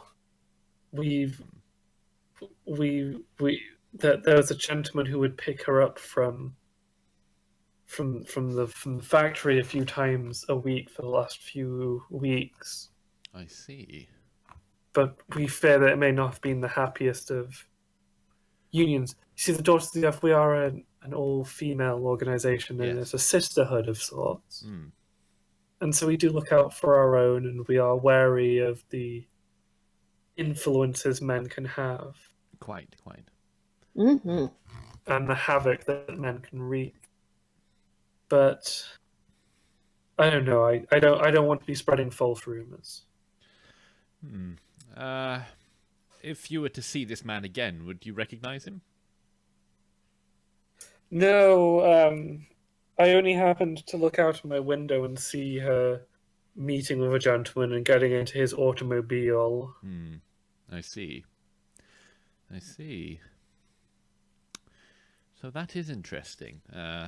It would be very helpful to us to speak to this man if anything should arise, given that, well, it's possible that he's one of the last people that saw her alive, and surely he could shed some light on the situation and what she was going through. No, I completely understand. Yes. Well, if he comes back, I will.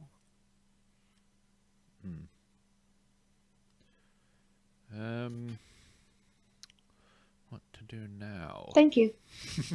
No, it's. I guess, is there anything else we want to learn from this? I keep thinking that she's Grant. It's Jennifer Drake, not Grant. Jennifer Drake. Yeah. I'm going to do a spot hidden on her office. Sure. Just looking for stuff. Nah, nothing. No. Okay, so you step out of her office. Not yet. One more thing. Sorry. Go ahead. Before we leave, Miss Drake, I understand that your sisterhood is meeting tonight. Is that correct? No. The Society of the Earth Friends. Yes, of course. My mistake. I'm terribly sorry. No, it's we are in fact a splinter group from them. I see. We felt they were not doing enough I see. for the environment. They were all bluster and talk and no action. Would you say that there's ill will between you, or just was it a more amicable? No. We left quite amicably. I see. I was the one to leave, and a number of the female members left with me. Very good. You wouldn't take any issue with us appearing at this meeting. You see, we just want to learn more about the town and hopefully begin to understand the relationships that she has. shrugs. No, I have. Why would I have an issue? Clearly you did split amicably. I was concerned that perhaps you'd be offended by our, I don't know, allegiance with the other side, if that's... No. Gosh, no. No, you are free to move about the town. I know what they say behind my back, I know how they talk about how I... But this is... It's just a town. I just happen to hold the leases, Yes. A difficult position to be in, I imagine. Yes, it does. It does lead to some animosity. I suppose it weighs heavy on the heart. Occasionally. Well, but I treat my workers well, and when the Templetons ran this place, they wouldn't even get Sundays off. They'd have they would get a break for church, and then they'd be right back to work for a Sunday shift. Dreadful. Mm-hmm. Well, you have been of great help, and thank you once again for the accommodation. If you need anything from us, do please let us know while we're in town.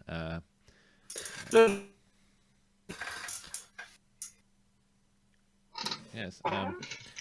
Thank you. Guess we're gonna leave. Yeah. Okay. So you step out of her office, and we're now probably on about coming up to 4:45. 4:45. What to do for the next 3 hours? Well, that's up to you. You could just rest at home. You could go to... I need a rest. Yeah.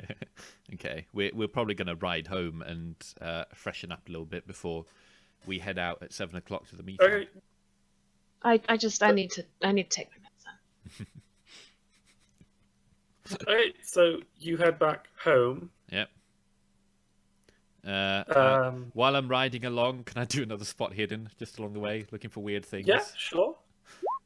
Haha. Probably just much of the same. But anyway. Again, people are watching you, and it's largely women whose heads turn as the strangers pass in the street. Yeah. Okay. I'm not really paying much attention because I had to start.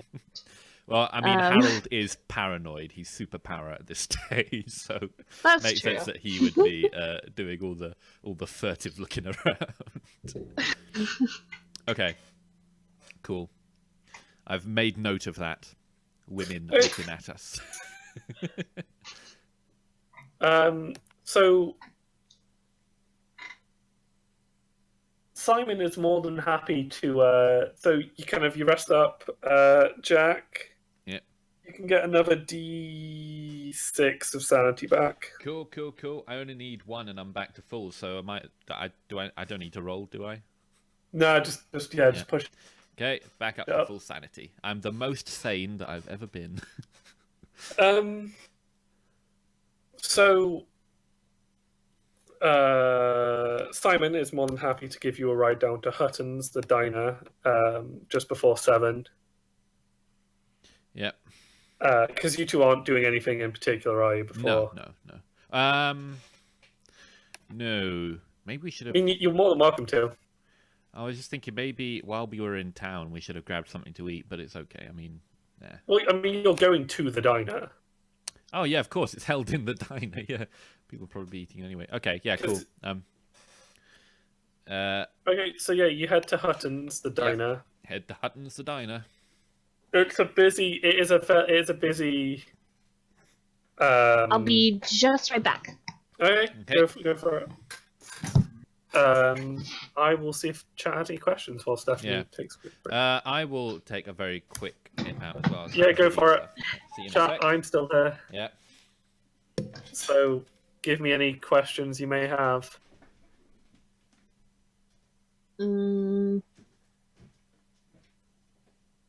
What Is kind that of... you?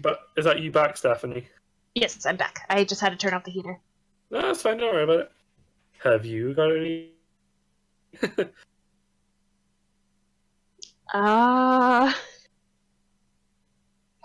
Maybe just are we being stared at? Is there anything unusual in where we are? I'll save that for when Jack comes back. Okay.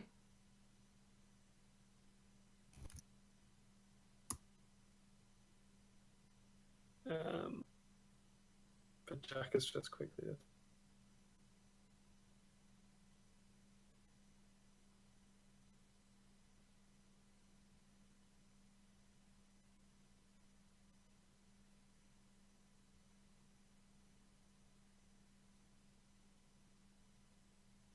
So probably this is a good time to do my housekeeping for Silver Media. We have 4 podcasts out now. We have 2 episodes of I Digress, our podcast about anything and everything. The first one is about the video game Mass Effect Andromeda. The second one is about writing. We have the first episode of Wasted Potential, Advice Under the Influence, which is our Drunk Agony Aunt podcast, in which Jack gets drunk and answers viewer questions and questions we found on Yahoo. And we put up an episode of Sports Boys, which is an experimental homebrew roleplay thing that I recorded with Alex, James, and Caitlin, in which the 3 of them play high school students in Texas who all happen to be on the American football team. Nice. You can follow us on social media at we are Silver Crow Media on YouTube and Tumblr. We are at Silver Crow Inc. That's INC. On Twitter, we're Silver Crow Media here on Twitch. I do believe Caitlin is going to make a return with 4 hours to 5 minutes. Our recap video series for the streams when Caitlin kind of gets back into content making. Now that I'm technically on holiday before I start another job, I'm going to record a bunch of podcasts with various people. Thank you very much, Stephanie, for absolutely wonderful so far.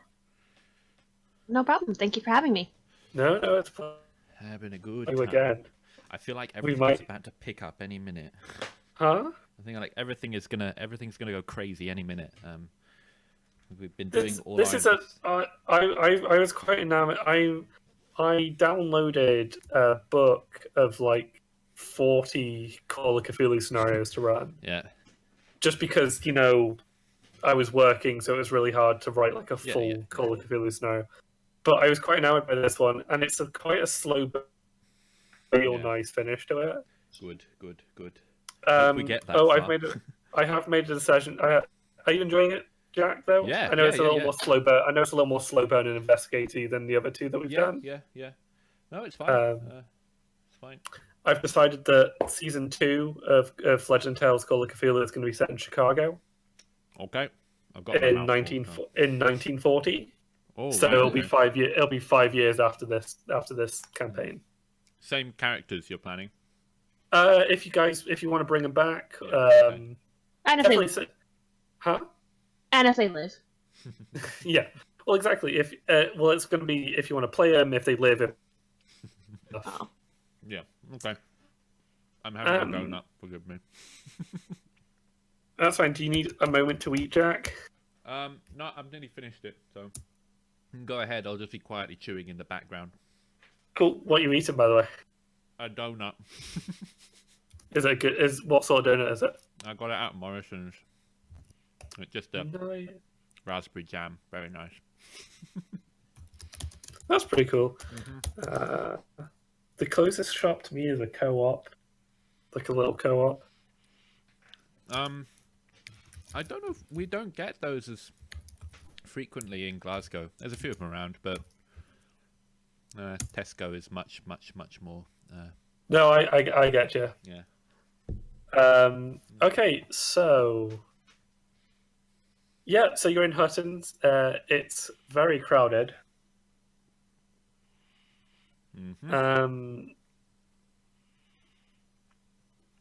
And yeah, and Mr.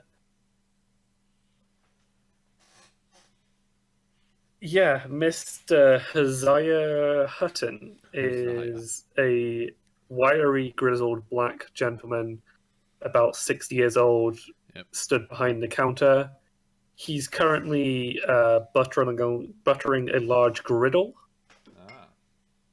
And you can see some large pork chops about to go on that griddle. Ooh. Turns around and he's like, "Howdy there. How can I help you folks?" Howdy. We're here for the environmentalist meeting with the Earth Friends. Know anything about that? He jerks his head over to the table at the back that's filled, the full table. Okay. Look over there, but folks want to order any food first? I can... Well, is that the done thing with these meetings? Do they usually have food? I don't want to be the only person showing up with a plate of chops, Some of them order, some of them don't. Varies from week to week. It depends if they've eaten. They're all coming starving off a work day, so Yes. most of them are eating. Personally, yes, I'd very much like a bite to eat. Well, how are you feeling, Clara? Absolutely. Now, I'm going to assume that neither of you really know how Southern food works. I guess not, no. Yeah, it's not really an ordering system. Right. It's kind of more of, this is what I'm cooking today, so that's what you're getting if you want food. Cool, Yeah, cool. I'm not going to complain. It is one of the few things I love about the South. It's just, you can go into like a very rural diner and they'll just be like, today I'm serving, today I'm serving burgers. I don't want a burger. It's like then you're not eating today, son. You're not eating today, son. He's like, today I'm doing pork chops with fried okra and hush puppies. That sounds marvelous. And I got... Ravage the food. I ravage the food. That's I right. haven't given us yet, but... And then I've got peach pie for dessert. Excellent. Yes. We'll have the full spread, I think. All right. I assume he'll just like bring it over to us when it He brings it And over. we'll just but munch. first, you see the butter start to bubble on the griddle, and he picks up this huge pork chop and just slaps it down on the griddle. Oh.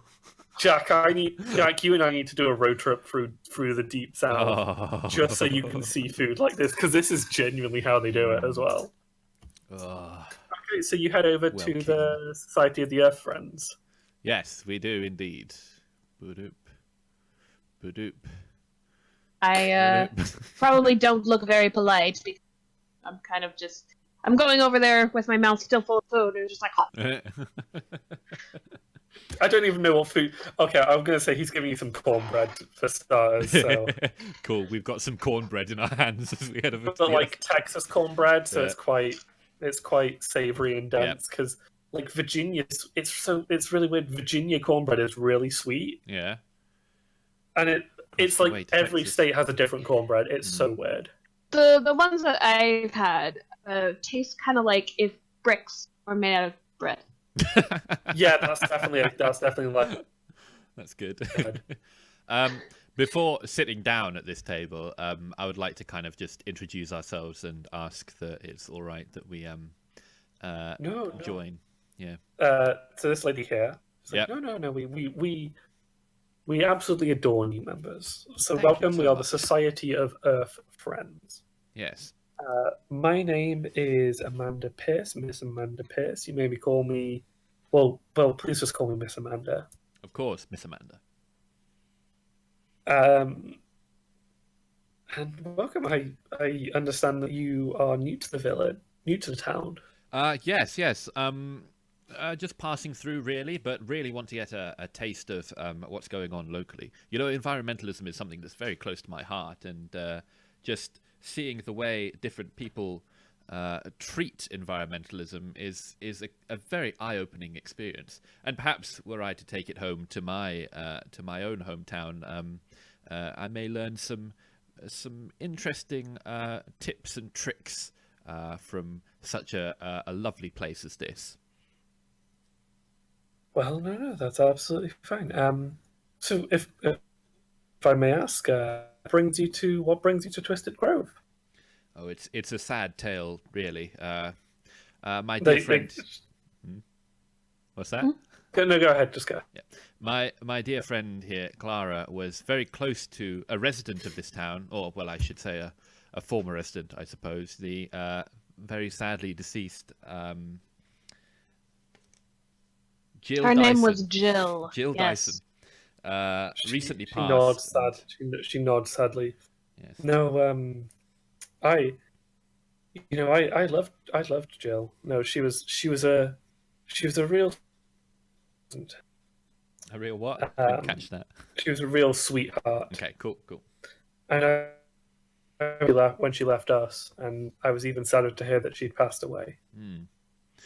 Yes. Can I roll a psychology to see if she's like being truthful? Yeah. It's just psychology and spot hidden is all that I'm rolling today. As a success. She's very... but there is some anger there, actually. There's some underlying anger.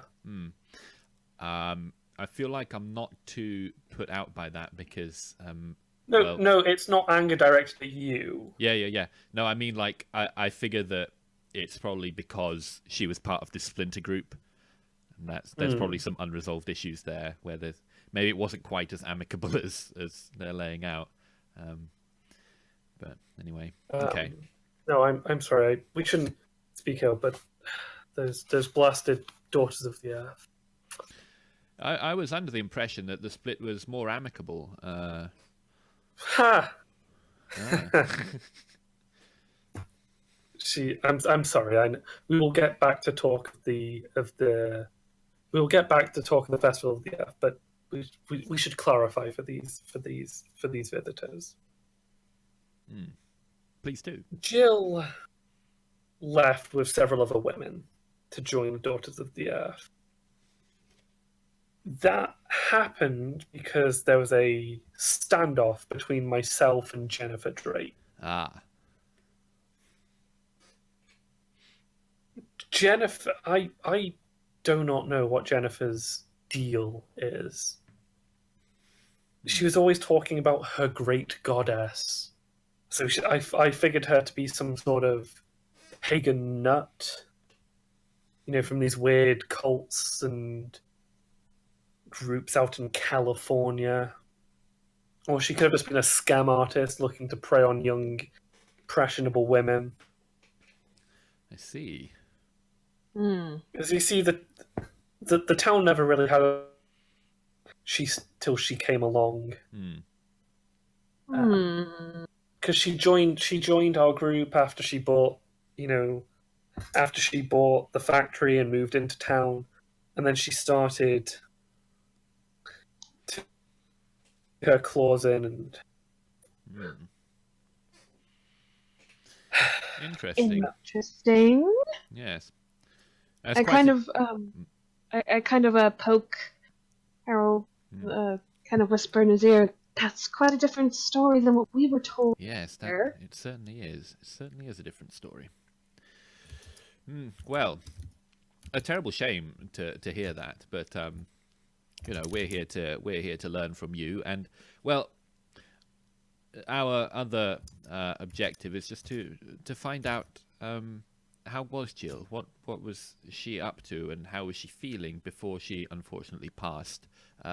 Just for some closure, for some understanding of what she felt. We hadn't spoken to her for months now. That's a terrible shame. She closed herself off with Daughters of the Earth. A terrible shame. When do the Daughters of the Earth meet? I believe they meet at Miss Drake's house. Ah, I see. Well, of course we understand your plight, but one of our main purposes here is just to understand what happened to Jill, why she fell the way that she did, and it would be good to hear the opinions of people on the other side of the line, as it were. People who had been in contact with her recently, you understand. I wouldn't be able to help. Oh. Have you spoken to sweet Simon Washington? We have spoken to Simon, yes. A lovely fellow. He was quite close to her, but no, I wish I could be more help. Say, you don't work in the factory, do you, Miss Amanda? I do not know. I did, but I found work elsewhere when Mr. Templeton passed away. I see. However, I had worked there a long time, and so I'd actually been able to buy my house from the Templetons. I see. Excellent. Congratulations. I am the only person. She kind of smiles and sadly, and she's like, "Temple in Twisted Grove to own my own home." Congratulations. Yes. Woman after my own heart. Absolutely. Now, all I know is that the Daughters of the Earth meet in Jennifer's home. I hate to derail your meeting further. There's just one more thing I would like to ask. Of the members among you who do work at the factory, there's a rumor passing around that Miss Dyson was seen entering the vehicle of a man at the factory multiple times before she passed. Can anyone provide me more information on that? Did anyone spot that? Like a timid little mousy-haired woman raises her hand and says, I worked at the station next to Miss Dyson, and I see. She was, and so we would leave at the same time, and she never never picked up by a gentleman at all. I see. That is interesting. Well, Amanda huffs and she says, Who told you that? Well, if you must know, it happened to be Miss Drake herself who told us that. She huffs again. I don't know if I should have Blasted told her woman. that. smearing good Jill's name. Like that. Making her look out to be some sort of floozy.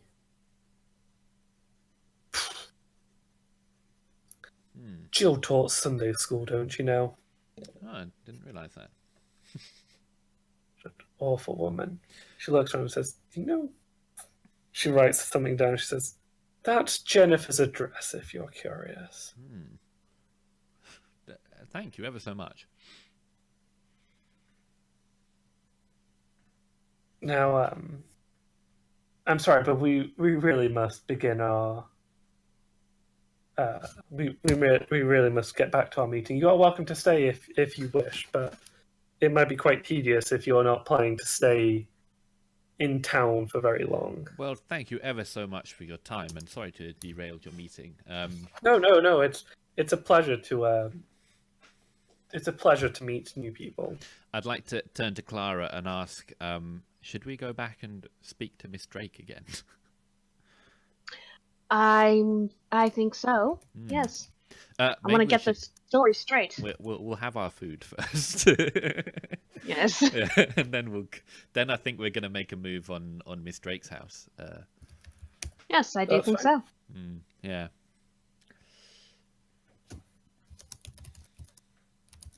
So, sorry guys, but I have somewhere to be in 2 hours. Okay. Oh, we'll be. Do you need to leave now or? No, probably about like in an hour and a half. An hour and a half. Oh no, that's fine. We'll be most likely done by then. Most likely. Okay. No, we're a good way through the story now. Good. Yeah. Okay. It's good I just know wanted to make that, sure. yeah. No. I promised I'd DM another thing. I double booked. Exciting. No, it's fine. Don't worry. Okay, so as you begin to move to another table to kind of eat your food away from the meeting, I have a sandwich. Oh. you Not bump in food. you bump into a gentleman who is coming to the meeting. I see. It's like, oh, First to meet you. A pleasure. I'm Clara. What's your name?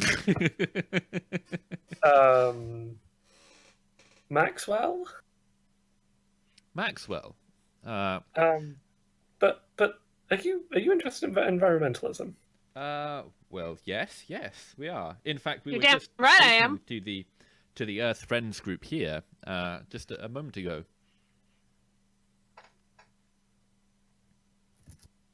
Well, Yeah, I've been meaning to take up a worthy cause, and I'm thinking environmentalism just might be that cause.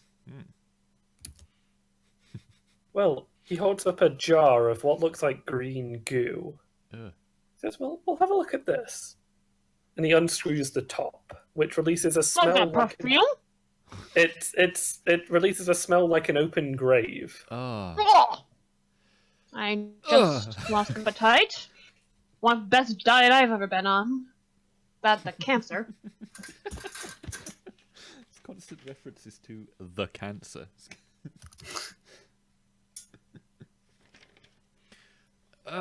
Maxwell, what is that? He screws. It's I don't know. I found it in clumps in a clearing in the park. But it's not like anything I've ever seen before. Quite. Is it dangerous? Not that I've told. I was able to clear it up. I was able to take a sample without any danger to myself. I see. How very curious. Perhaps we should investigate this.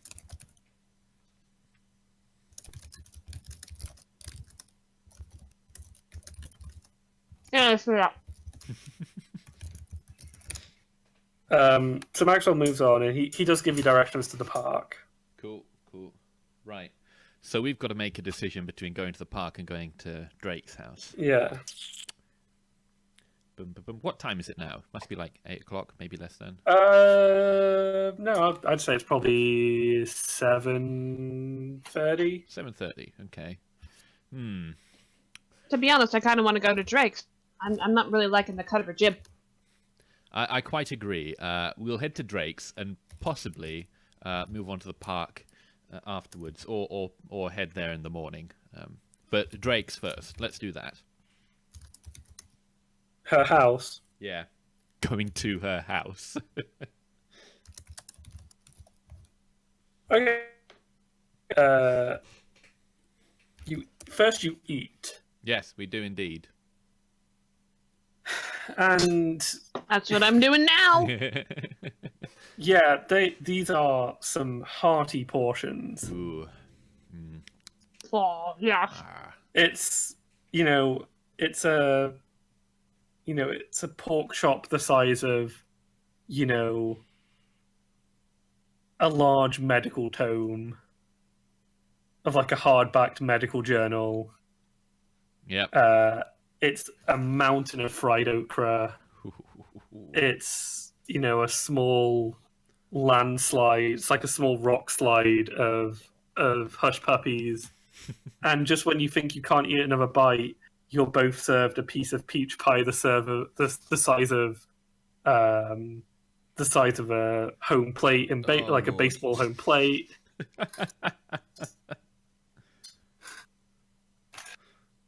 Southern cooking at its finest. Yep. I don't know about you, but I don't think I can eat for another 3 years. I'm quite satisfied.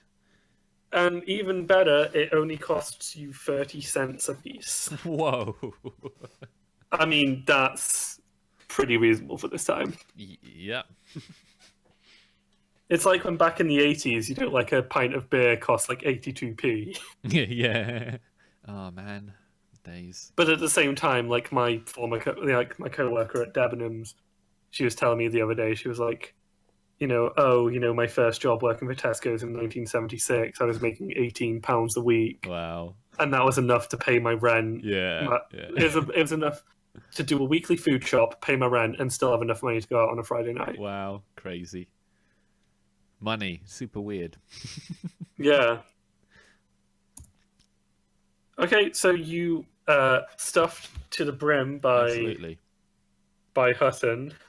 Yep. Good old Hutton.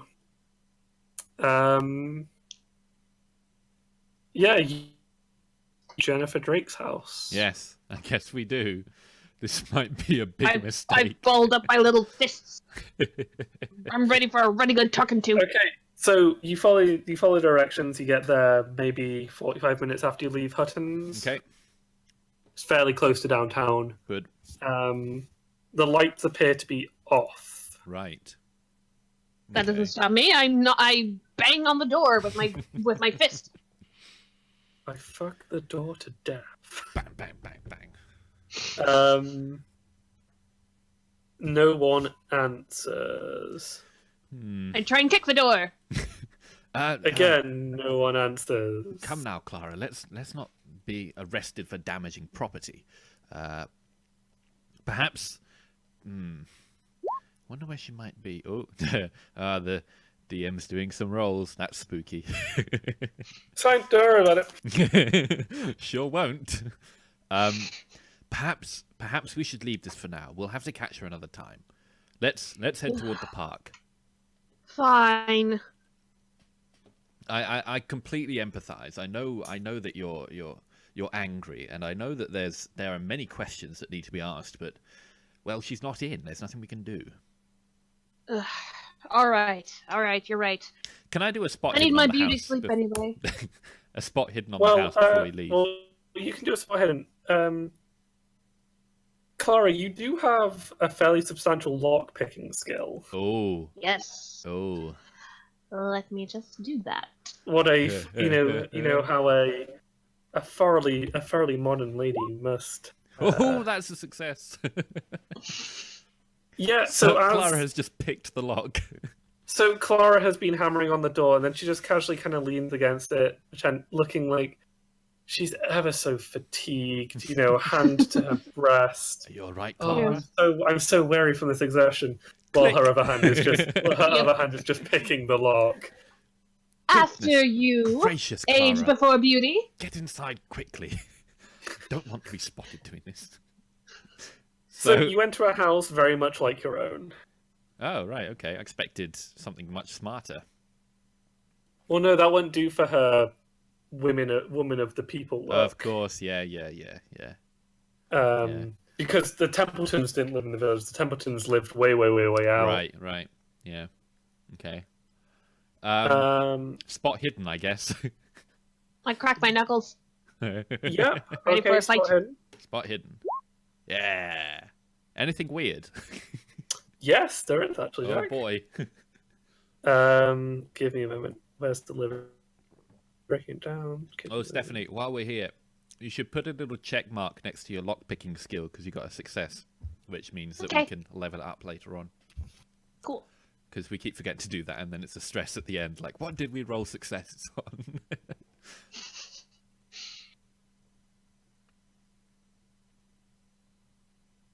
Okay.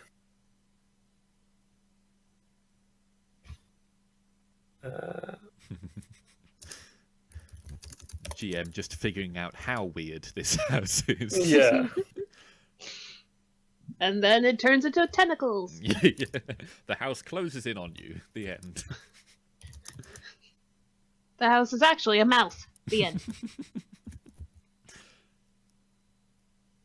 Okay, so you're in a room. You're in the living room.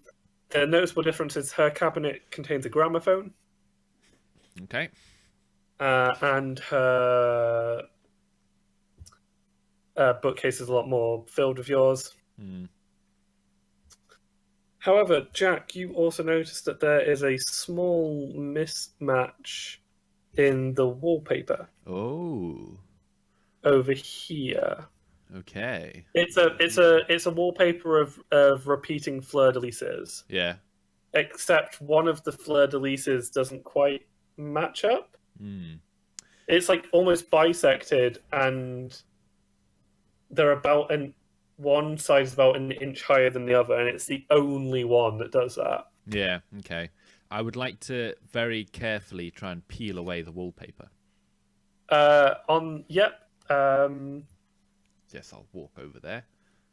Yeah, there is a small handle, and it looks like. Ooh. And now that you're close up, you can see a razor-thin line running around the wall, indicating that there is a door. The reason that the wallpaper that is because you're looking at a door, not a solid wall. Right. Okay. I indicate it to Clara and say, should I enter? Yes. We go in?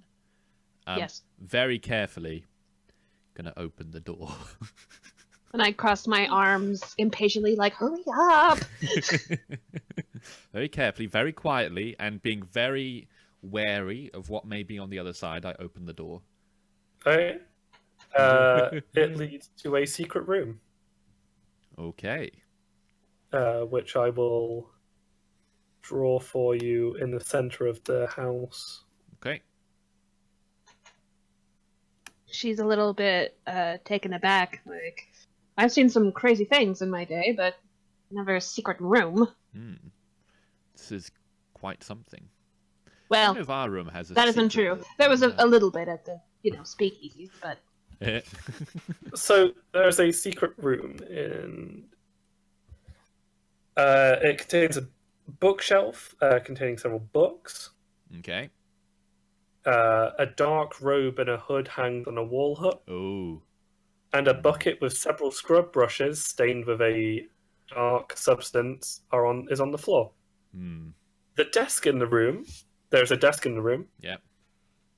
So there's a bookshelf, a dark robe with a hood, a bucket with several stained scrub brushes, and a desk. Okay. I will check out the books. Okay, Jack, what are you going to do? And then I'll start doing it too. I'm gonna look at the desk and see if like there's anything interesting associated with it. Drawers, Okay. stuff on top, that kind of thing. Steph, the bookshelf contains a majority of fairly mundane books, law books, like the Civil and Penal Code of Kansas. There's map books of the area. There's the great works of literature. Ugh, boring. Some of them look like first editions. However, then two of them are different. They're leather bound. One is called Cul de Ghoul. Cul de Ghoul. Cool de Ghoul. Or Colts de Ghoul. Colts de Ghoul. I'm going to just... Ghoul cult. You have French as a language, I believe, Steph. Oh, okay. On your character sheet, so you can... I'll actually I'll give you the translation. Yeah, because I actually don't know French in real life. Well, no, it's you have a high enough skill that I will give you Okay. the translation without having to roll it.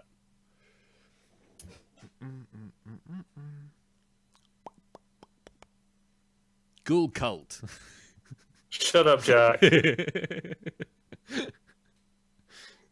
Cults of Ghouls is the first one. Ah. The second book is called The Book of the Dark Goddess. Jeez. Oh. I look at the goddess book because I remember the lady at the diner saying that something about a goddess. Yeah. And probably unwisely, I open the book and look at it. I actually lost some sanity from reading something in the first episode, so...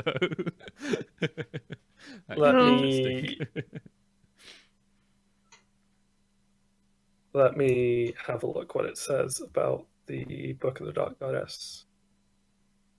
It's in English, written...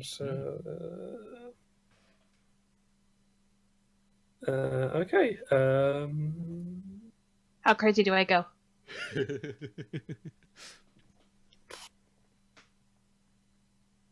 You may not go too crazy. Cause... You have to read the full thing to go crazy. Yeah. Oh. Yeah. Quick flick through it. You can kind of gather that it focuses primarily on something called Shub Niggurath and her dark young. There also appears to be spells and rituals to summon the dark young of Shub Niggurath, bind the dark young of Shub Niggurath, and call the Shub Niggurath herself. She was into some crazy stuff. Clearly. Jack. Yeah. In the desk. Yes. In the desk, you find...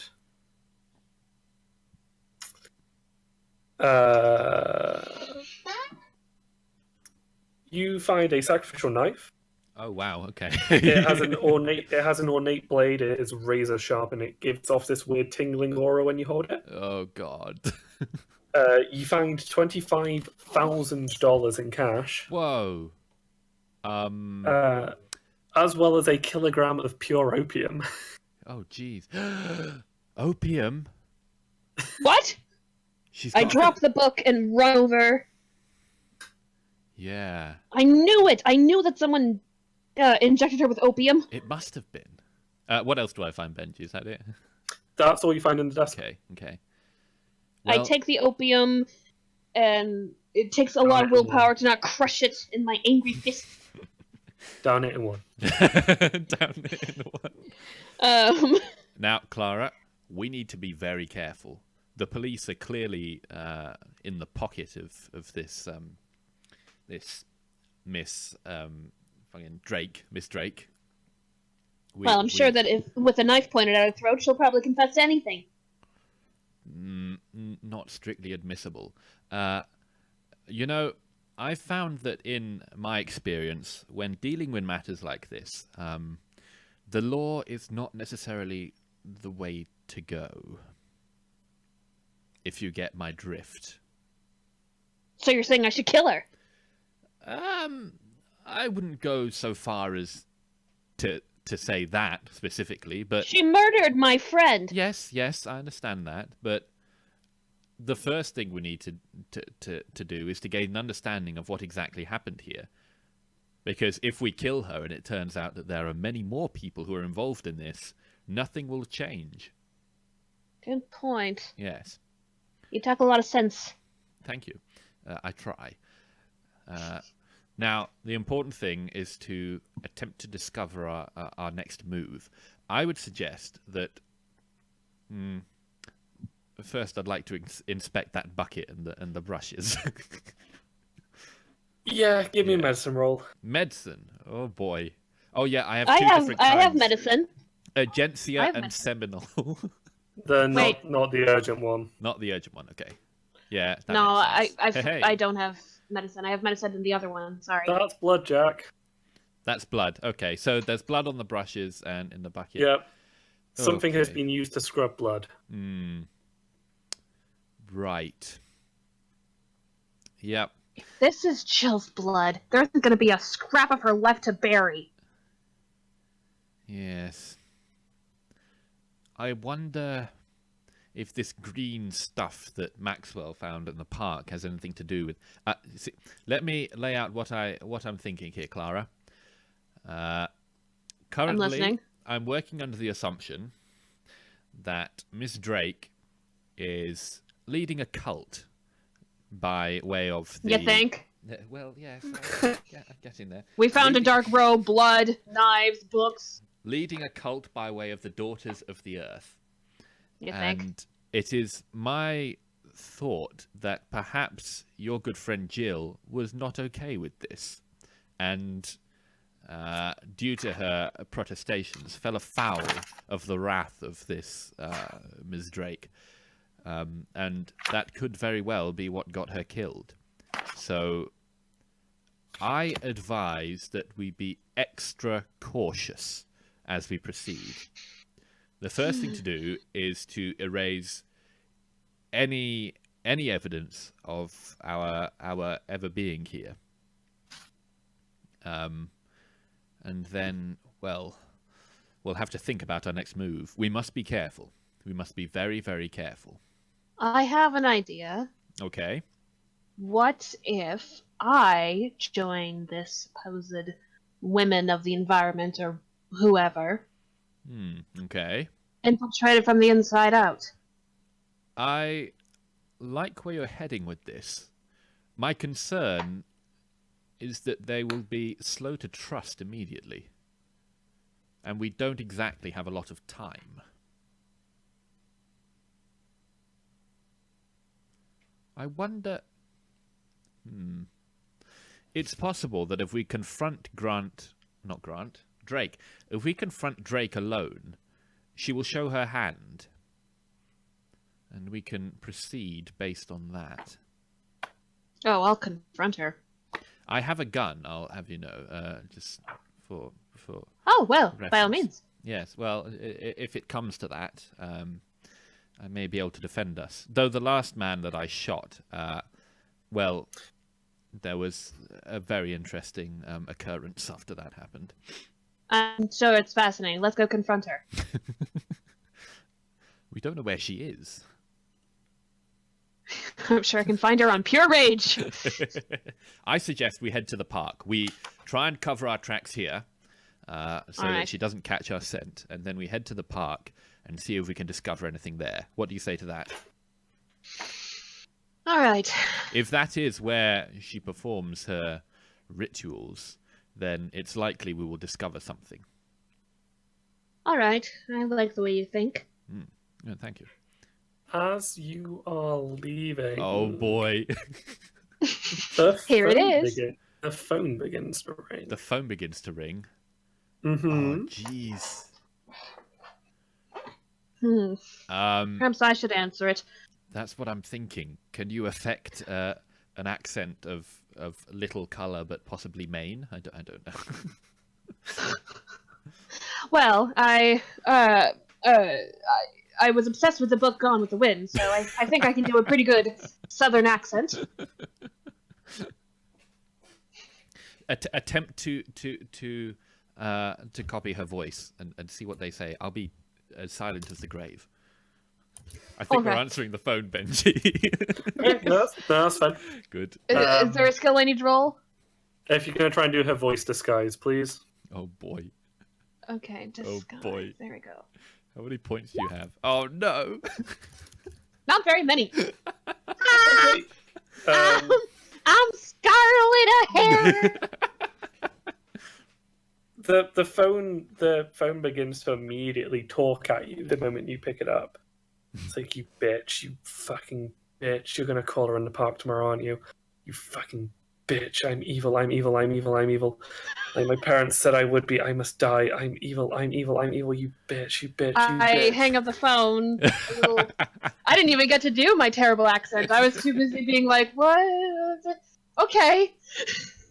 Call her in the park tomorrow, they say.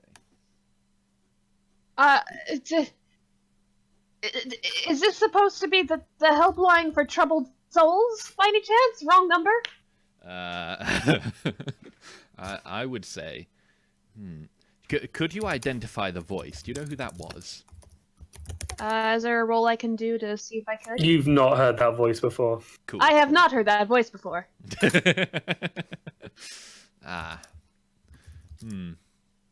All right. Here's my suggestion. We proceed to the park anyway. Although we're not likely to find anything. We can investigate and perhaps find a good place to hide for the coming of tomorrow night. What do you think about that? Sure. Sure. A little girl like me having a big guy like you protecting her. I almost feel safe. Well, I wouldn't feel too safe. I have a feeling that we're dealing with something that is beyond the strength of bullets and so on. And so on. Yeah. Bullets Yes. and the like. The sword Stronger and the than my grit. Yeah. Grittier yet. Okay, so you go to the park. Yes, and taking extra care to cover our tracks. That's fine. You find there's you know that the gentleman said that there was a clearing. Well, you find a single Yes. clearing. It's not a huge park, but you find a single clearing. So let me just move you. I'm still a little unnerved by the phone. So I am uncharacteristically quiet. Yeah, give me a sanity check. Oh yeah, that's a sanity check. Which So up on column the would that heading be of in? sanity points, near the top, there's a little die in the little banner. Oh, San? Nope. No, there's like a big A whole section one for next- sanity points with all these next to checkboxes hit and stuff. points. Yeah, I have it next It's to magic about points. it's about halfway between your stats and your. Yeah, it Okay, should so be somewhere above your investigator skills. it's directly as Clara, Maria, socialite, female, all that stuff. Oh, yes. So just roll the dice next to sanity points. I don't have sanity points. Oh, yes, I do. Yes, you do. Uh-oh. You most certainly do. Is that a fail? That's a fail. Yeah. Oh, roll me. well. Roll, I could. Can we make up our own hallucinations, or do you have some? No, only if you lose certain amounts of hit points. Oh, Only if okay. you lose certain amounts of sanity points. Because the game's Then we make up our own. I give you them kind of. Oh, okay, cool. But no, it's because the game's kind of more about the slow degradation of sanity points instead of losing large chunks. Yeah. Fair enough. Okay, so yeah, you're a little shaken, we'll say. Okay. Okay, so you find the single clearing. Okay, this dark and dank part of the forest will feel quite eerie, and any investigators making an idea roll. Okay. In the center of a clearing is a stone which seems to have been worked a bit, giving it a roughly cubical shape. Oh. Set beside it. What's beside it? A plaque, like a on this site in 1872. Oh, What does it say? It says that the stone was used by groups of Native Americans for religious purposes. It also says that said tribe was later killed off in mysterious circumstances. I start to get goosebumps. Yeah. Unhappy. I would like to have a look around, see if there is a place that we could potentially hide tomorrow night. Yeah, the trees are certainly thick enough for you to hide undetected. Good, okay. I think that's what we're probably going to do. Would you like to do a spot hidden to investigate the clearing Yes, more carefully? please. Yes, please. Ah! Should I roll as well? Yeah, you can roll. Okay. Let's see. Da-da-da-da. I found it before. There we go. Oh Looks dear. like a regular clearing to me. Oh look, trees. I will allow you guys to roll again if you're going to spend some time here. Yes, will do. Sure. Yes! Oh, a 1 again! That's crazy. Nice. All right, try again.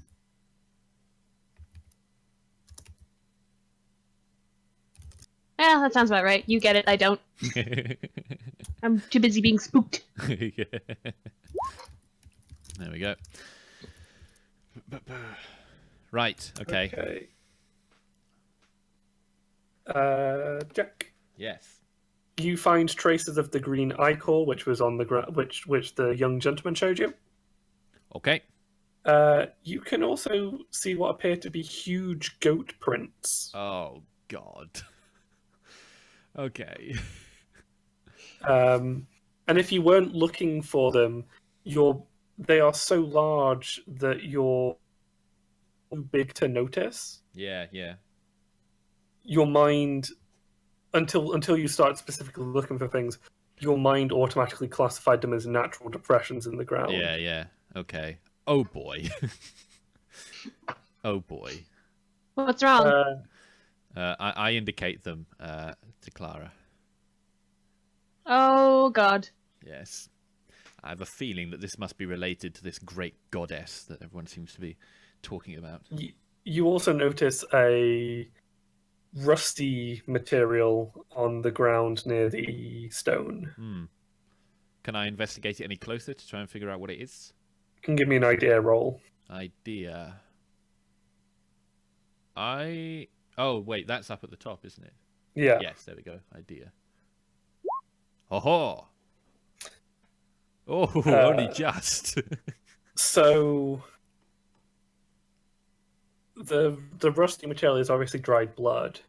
Yep. But the altar looks particularly clean, suggesting that perhaps someone is whatever nefarious means the altar's being used for, someone then sluices it off with water. Yeah. They take the time to clean the Perhaps altar. uses a scrubbing brush. Perhaps using a scrubbing brush. Yes. Okay. This is all going to come to a head tomorrow.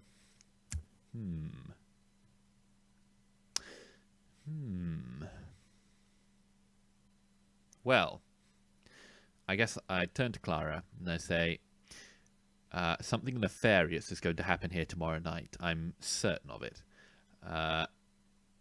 I suggest that tomorrow...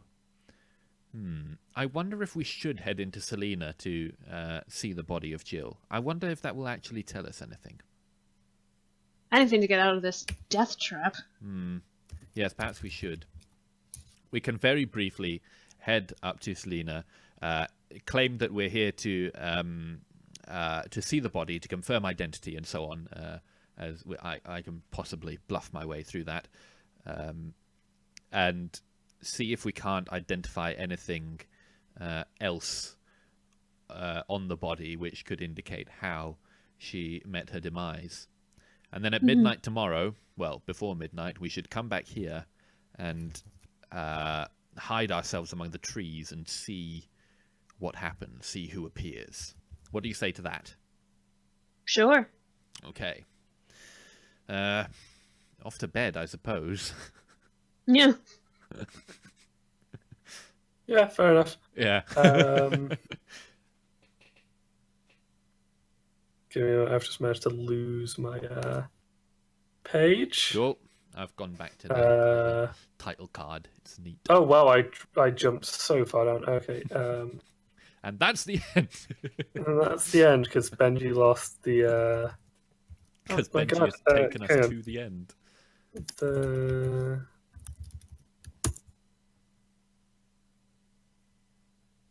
Come on. Oh no, that's it. Yes. Okay, so you sleep, you get some rest. Yep. So you go to Selena in the morning. Yes. Yeah. You ID the body. Okay. The medical examiner has ruled it a suicide by opium Of course. or Can an I- accidental overdose. Can I find anything just on by examining the body No. to indicate anything else? No. Okay. No. It has been done so professionally. Like if you didn't know that there was something rotten in the state of Denmark, Yeah. you would have ruled it. You Yeah, would have, like I would have you ruled don't it a blame suicide anyone. myself. Yeah. You would have ruled it a suicide. Yeah. Yeah. Okay. Or an OD at the very least. Yeah. Yeah. Mhm. Okay. Um, How very frustrating.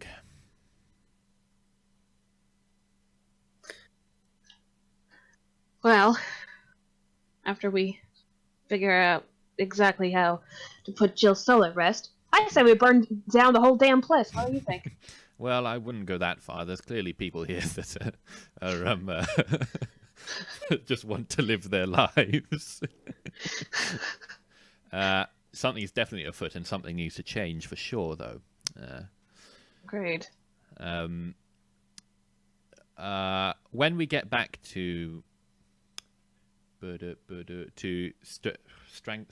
Grove, what was it called? Twisted what was that, Grove. sorry, Jack? Twisted Grove. When we get back to Twisted Grove, I'd possibly like to. I don't know how I would subvertively spread the word that we're leaving tomorrow, because I want us to appear that we're not a threat. You know, we've seen the body, Okay. we've seen where she died, and so on. We just want to leave. Mm-hmm. Of course, we have an ulterior motive, and we're going to be investigating that night. But Yeah. perhaps I'll We could tell always Simon. fight and, imply that, that's it! We're over! We're leaving this place in the morning! Perhaps we speak very loudly to Simon outside our house there. Yes, we'll be leaving tomorrow. Oh, that's not a So bad idea. sad to leave. Terribly sorry we couldn't come to church with you. He seemed quite sad about that, but he's Yeah. like, "Oh, I understand, sirs. I wouldn't want to stay around here either, so Yes.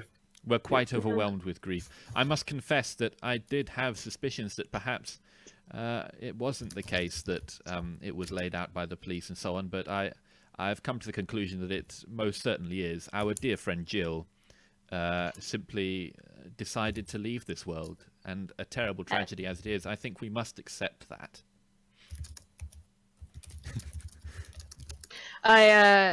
Clara is loudly sobbing.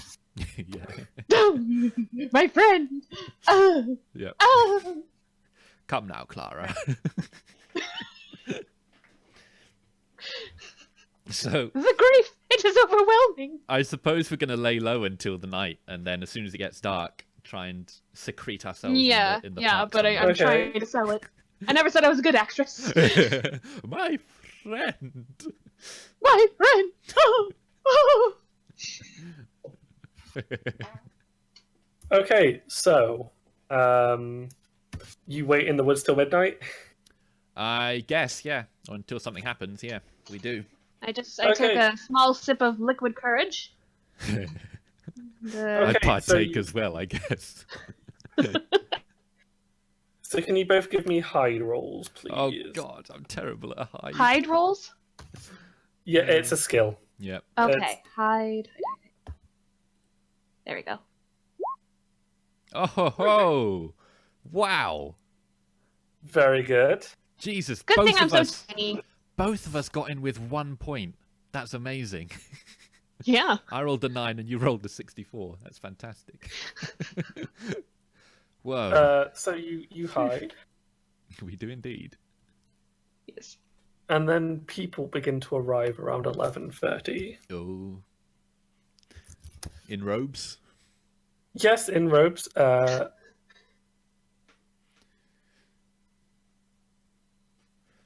god, I've just had a thought. What the hell are we gonna do? I don't know about you, but I'm going to run screaming and try punching people. So 5 people approach. Okay. 9 people approach. I could always pour my alcohol onto them and light a cigarette.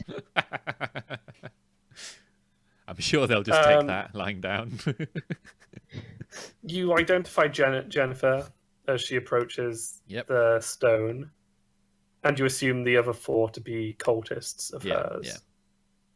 The other 4 people, you know one of them, you do not recognize 3 of them. Okay. Who's the one that we know? One of them is Simon. Well. The other 3 are a young lady, a young woman, a slightly older man, and then a young child as well. Well. This is a turn. I don't like him anymore. No, me neither. He's the first one to burn! Those 4 are bound and gagged. Oh shit. Oh, okay, oh, right. okay, never mind. We We have to save Simon! It was a family of 4 that got offed in the house that we're living in. So perhaps it's always 4. That's a wonderful theory, but we should probably do something. Jennifer throws back her hood and she announces, "Before we summon Our Lady of the Forest, we shall summon her infernal aids to help us in these sacrifices." Okay, I would immediately like to step forward at that point. Draw my gun, step out and point it right at Jennifer. Jennifer, okay. Not so I just basically kind of claw out of the tree and head towards one of the not bound and gagged people and just kind of like try and claw at their eyes. Clara, please. Okay. Untie the prisoners. Oh, right. That. Okay, I tried that. Jennifer is smirking. She's like, well. I will admit that you had me duped. I thought you had left town. That's right, you bitch. Well, here we Those are. acting classes really paid off, didn't they? My friend! My friend! You... Any strange moves from you, Drake, and I'll put a bullet between your eyes. I don't burn your corpse.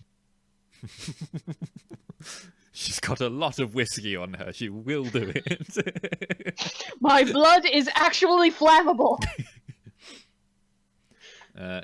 Well then. I feel like Drake is retorting. Here we go. I suppose we're at an impasse. I suppose so. She is holding out the wickedly sharp knife in her hand. I suggest you drop the knife, let these 4 people go, and we'll move from there. How about that? Okay, I'll drop the knife. Shit. Instead of dropping the knife, she throws it into the throat of the cultist beside her. Oh. Striking her directly in the jugular. Oh no. Okay. Blood spurts out from the wound onto the altar. Oh shit. Clara doesn't know that it's sacrificial, so she's just like, well, good, you just made my job slightly easier.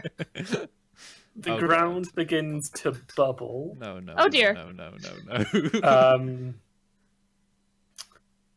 And... Can I just, before we proceed, go ahead. I feel like I instinctively would have shot at Drake. Obviously, Yeah, I can't stop the knife and the blood and everything, but I probably put a couple of. You would have fired the moment the knife left her hand. Yeah, exactly. So I think I rolled twice for that. Yes. Yeah, go for it. Nope, I miss up. You missed twice. Yep. I'm down 2 bullets. Okay. Before we die, I just want you to know you're a lousy shot. Fuck up, Clara. A thing that looks... where is the typical dragon? A huge creature erupts from the bubbling ground. I feel like I should roll a sanity thing. Yes, you should. Yeah. Where is it? There it is. Arrogance, pride, and sanity. Hey. It looks like a giant bipedal goat. Oh God. I don't think I succeed. So Yeah, I'll do sanity checks in a moment. Give me a moment. okay. Harold is unfazed by the goat. Oh, it's kind of cute on the little board. Does it have hooves for hands? It doesn't have a pair of arms. It has like two giant goat legs. It does have some tentacles though. Ah. Sticky green tentacles. Oh, exciting. Oh, whoops, banged my mic, sorry. Everything's coming together now. Okay. I'm not doing well mentally. Yeah, who failed, who passed? I passed. I failed. Stephanie Okay. did not. Jack, roll 1d3. Oh, hell Stephanie, yeah, it's roll one of 1d20. Oh God, wow, a D20. D20. It's worse if she summons the big bad. Oh, geez. Okay, If only I had where would the killed her. D20 be? Oh, I So you just see that- rolled a D20 by mistake. Sorry, I need to roll it. So you see that the toolbar along the left-hand side? Oh, yes. Yeah, go to the dice one, which is the second from bottom. Okay, so Just click one on that, and D20 then- and no modifiers? Yeah, we'll just click the D20 on the basic rolls one. Okay. Oh God, I'm rolling a D4, right? A D3. Steph, you're losing 14 sanity points. That's fair. Which I also... You're getting like a permanent insanity from this. Yeah. So Jeez. 31 is 10, 11, 12, 13, 14. So you're down to 27 from 45 from 41. So, I'm guessing I started laughing. Or Or just breathing heavily. I'm trying to think because it's a permanent insanity effect. It's like by permanent insanity effect, it's like it takes like 3 to 6 months of psychological therapy to like cure. Jeez. It's like 3 to 6 months of successful psychoanalysis checks. Ooh. You know what? I'm going to play into your flirtatious nature. Okay. Yeah, it's goat fucker time. Oh God. Benji, what are you doing? Well, I had a... Yeah, alright.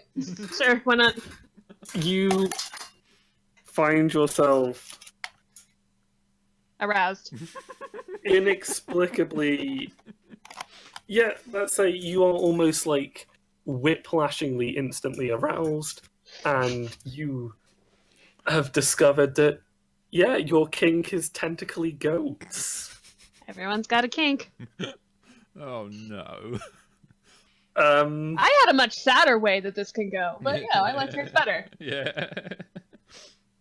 Yeah, so you can do whatever you want with that. Because it is like a crippling, it's like almost like a nymphomania. Yeah, sort of. well, I'm thinking since I'm, really losing it,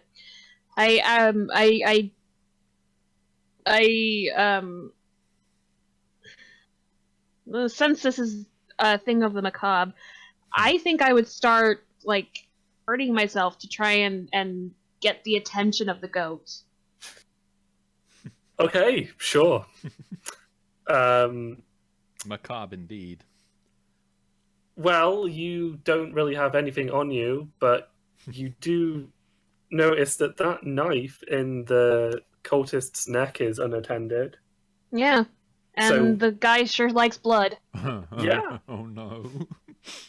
Oh no. So we'll come back to that. Jack, take your thing down by 1. Yep. Done.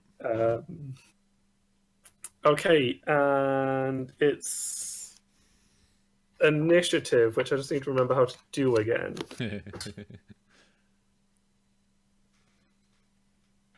Okay.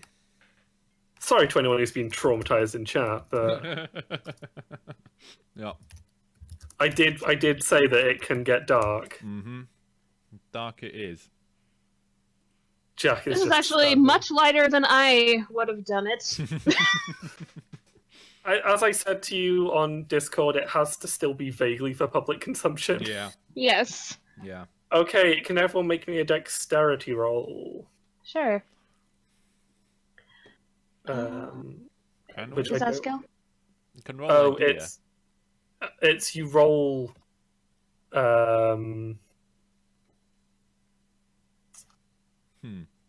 Oh no, it's times your. Oh fuck. No, I'll just do it magic. I'll just do it Mage the Awakening way. Roll a d10 and add it to your dexterity. Okay. Okay. Okay. I'm 20 total. I'm 8, and I don't know what my dexterity is. Probably low. Your dexterity is 9, Okay. so 17. Okay.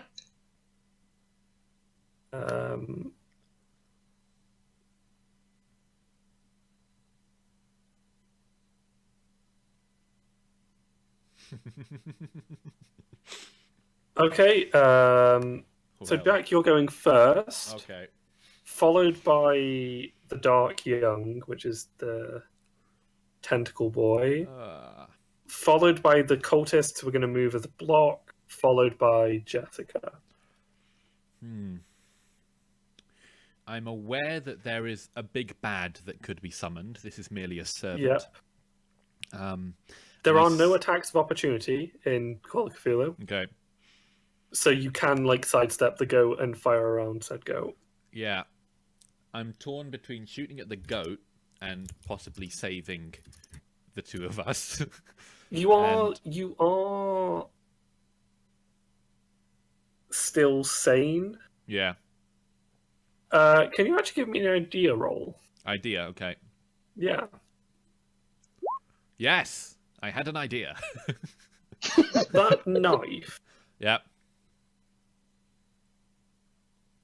it can't, it has to be, to do the summoning, it had to be a conjunction of, the stone and the knife. Okay. So potentially, if you can get to the knife might actually prove to be a better weapon against the tentacly boy. Right. The knife might be a very valuable weapon to you. Okay. Is your idea. What would I have to do to get the knife? Run over to the body and extract it from the corpse's neck. There's Before no I roles do. associated with it. Well, I'm moving first, so I would have Oh, okay. opportunity in that regard. Okay. Can I attack and move? You can, yeah. Okay. So if I shoot my gun twice and then run over to the body and extract the knife, that still counts as one turn. Yeah. Okay. I'm going to shoot at... No, that's not what I'm going to do. I'm going to run over and grab the knife first. Mm-hmm. That puts me in a better position to shoot at Drake again. I'm going to fire twice at Drake. Mm-hmm. That's absolutely fine. Okay, Shall so I move you... my character? Yeah, you run over. Run over. I'm on top of this cultist, except also underneath. Okay. And firing once. Miss. Firing twice. Yes! Hit her. Are you hitting Jennifer? Yes, I'm shooting at Jennifer Drake. Yeah. Oh, wow. You got exactly 40, Jack. Oh! Nice. Yeah, so you hit Jennifer 7. Uh-huh. And she's like, she screams in pain. Not dead. Fuck. And she glares like daggers at you.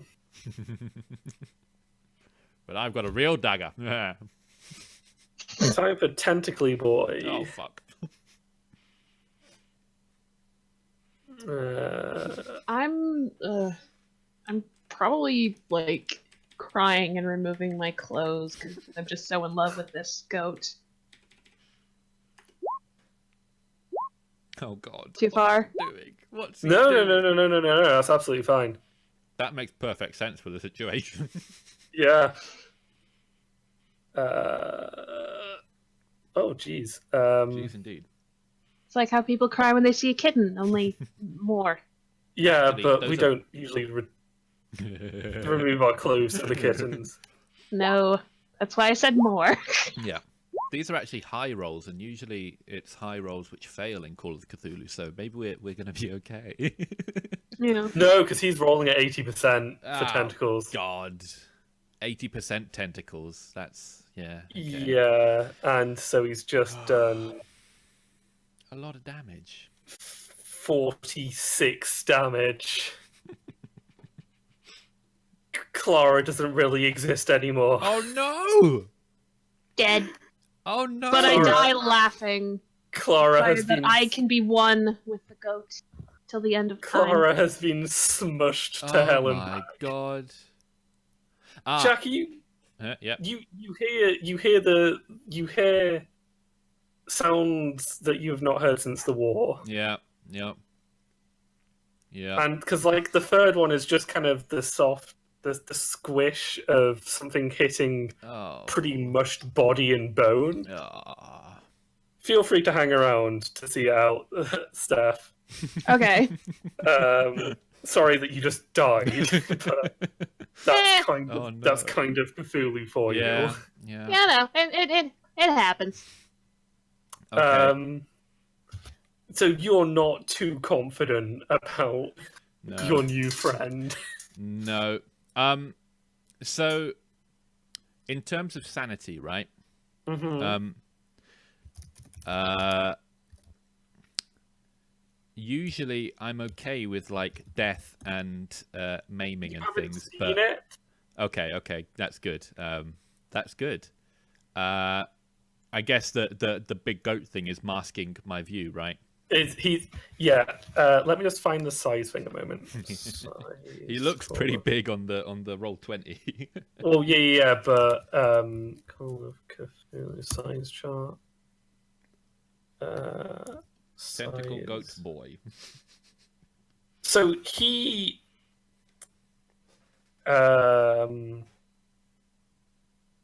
weighs about 1,930 pounds. Whoa. Okay. 1,930 pounds. So yeah, he weighs about 875 kilograms. Jesus. Okay. He is a big boy. Yeah. A big hang on. boy. So yeah, he is huge.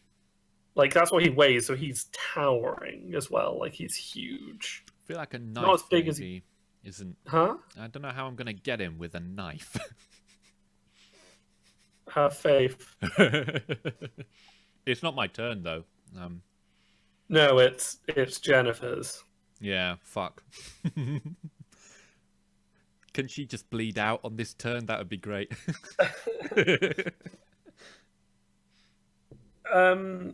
She bleeds. She staggers forwards and bleeds onto the altar, Oh God. and summons another goat Oh boy. God. But you don't need to take a sanity check. Okay. The cultists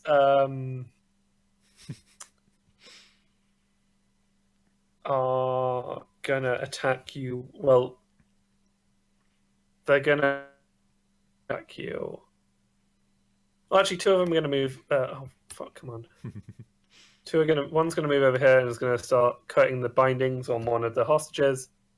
Oh. This one is gonna. Okay. Well, and then grabbing the arm. Ah, I see. well. Okay. And this one is going to try and knife you. Knife me. No. Knife me. Where's that from? Whoa. No. No. No, Jack. Feel like something didn't. No, Jack, don't worry. No, she fails Oh, to knife you. It's quite a low roll, really, but. Back to you, Jack. Back to me. What the fuck do I do here? Do you want some advice from the DM? I would like some advice from the DM. Yeah.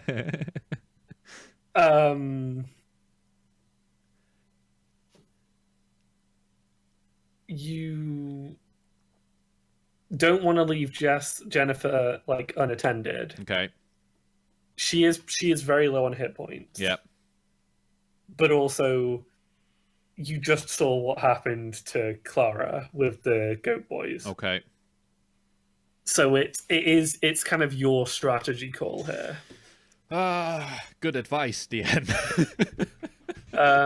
You do have the knife though, and have you the don't knife. really know what the knife does. No. I don't know. Like, Hmm. sounds stupid, but maybe try boys. What's Who that? knows? Say that again. Maybe try stabbing one of the goat boys. Can I do the same thing where I attack and move and then attack again? Because I'd like to pop off another shot at Jennifer while she's down. No. Yes, with your gun, you can't shoot and stab in the same round. Okay, right. So you could fire a shot, move, and then fire a shot, but you couldn't No. move, stab, fire a shot. Okay. What to do?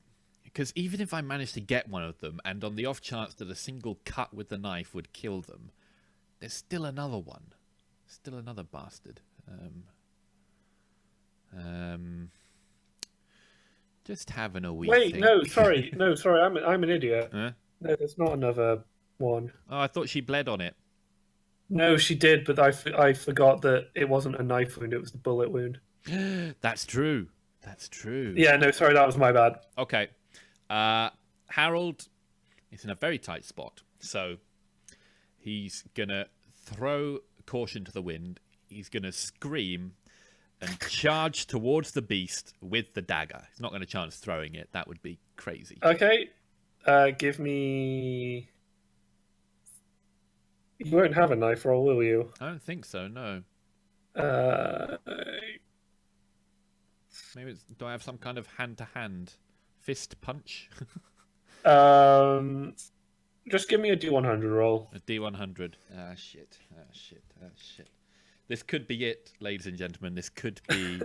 Well, it could be that for this character. yeah. Here we go. Oh, I mean... Give me a moment.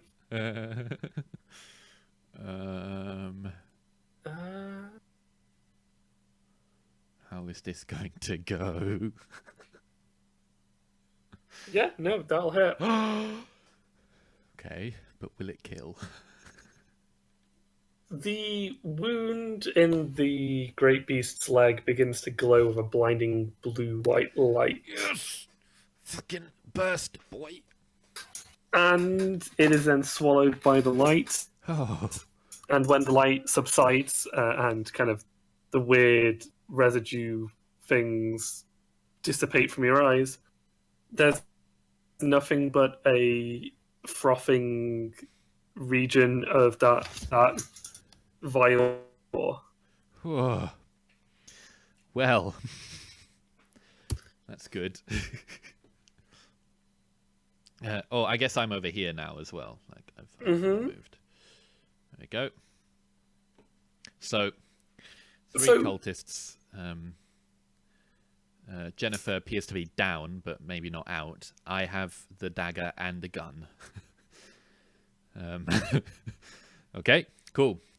It's not my turn. So. Jennifer looks like pushes herself up on, so she's upwards on the rock, and she glares daggers at you before throwing a dagger at you. Ah, shit! And hitting you. Oh God! Give me a moment.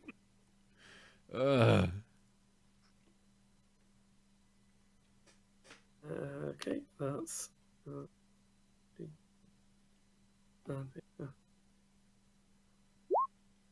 4. okay, so take 4 damage. Okay. It doesn't stick in you; it just kind of grazes you. Magic. I don't want magic. I want hit points. There we go. The cultists are fleeing. Oh, that's a relief. After you straight up defeated kind of a messenger of their god. Yep. Just as well. Just leaving you and Jennifer. Right. She glares at you and she like spits blood. No, she won't spit blood. So she just kind of spits on the ground and she's like,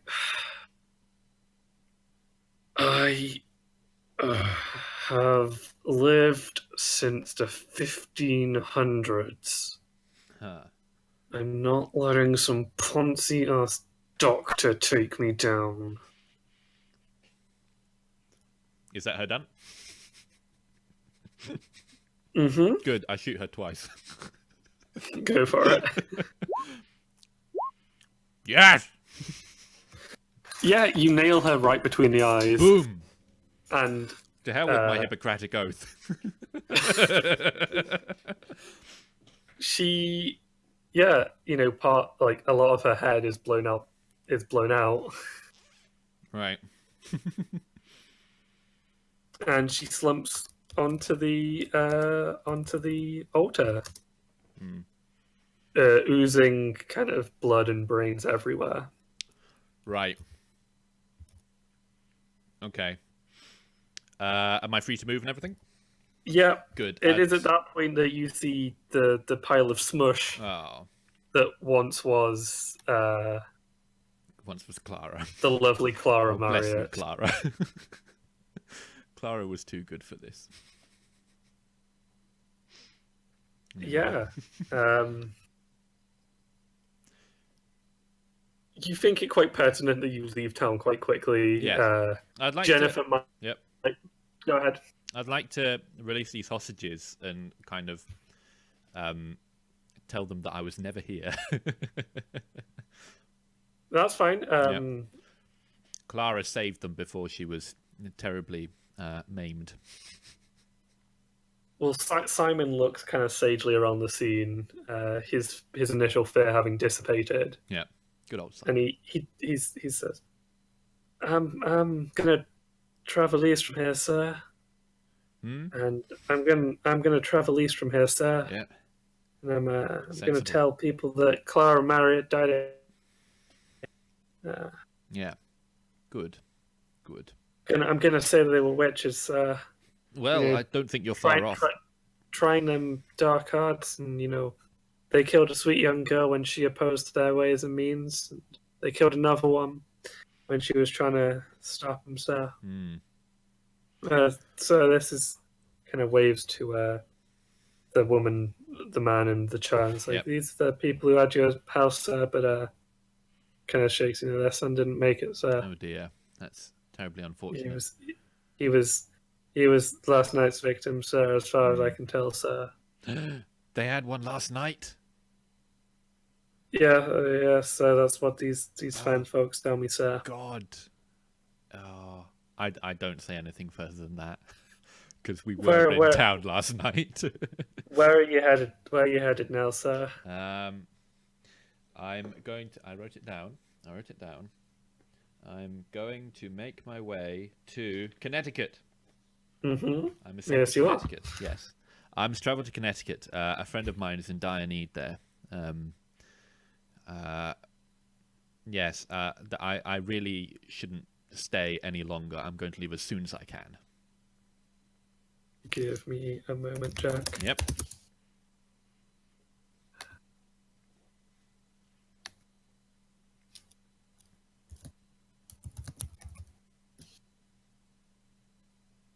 To New London.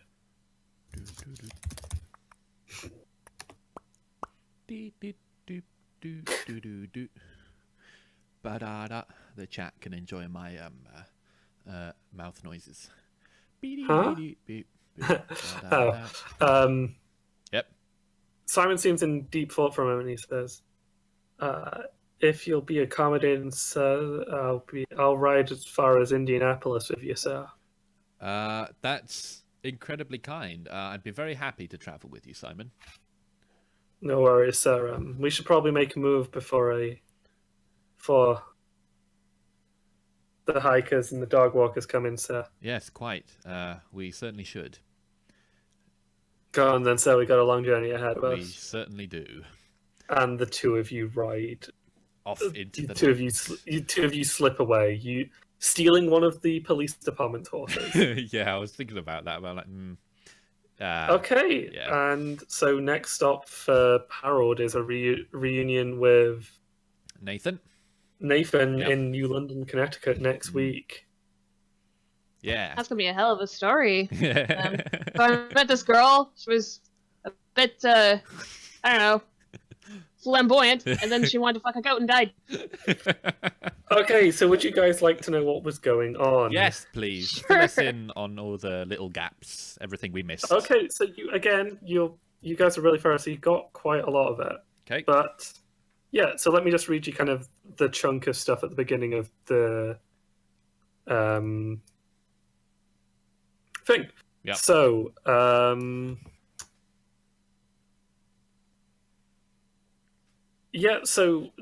Jennifer Drake initially tried to take over the Friends of the Society of the Earth Friends. Yep.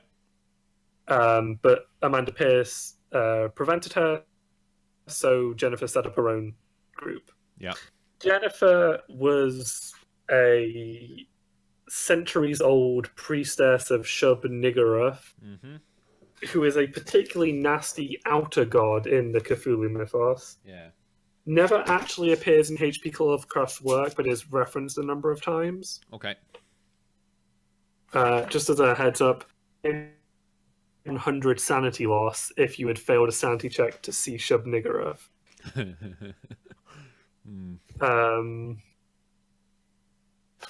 Wow. Yeah, it's a real bad. She's a real bad sort. Yeah. Basically, the women at the factory who had joined the Daughters of the Earth were being driven insane by what Jennifer had exposed them to. Yeah. The ones who went too insane were eaten by the goat monsters. Jeez. And Jennifer was planning to take advantage of the festival, the Earth Festival that was briefly mentioned. Yep. Yep. I remember that. To essentially provide a gift, a sacrifice for her goddess. She was going to summon Shub Niggurath. Wow. At the festival. And then turn the festival into a giant cult for it. Wow. Like, Yeesh. and then the people who weren't driven insane would be killed and eaten. Yep. Crazy. Let me have a look. What else you guys missed? You really didn't miss too much. We don't know who was on the phone. That was a cultist. Who'd been driven. She was one who'd been driven a little too mad. Right. Right. That cultist actually is going to be hooked out of the local river by the police in a week's time. Oh wow. Okay.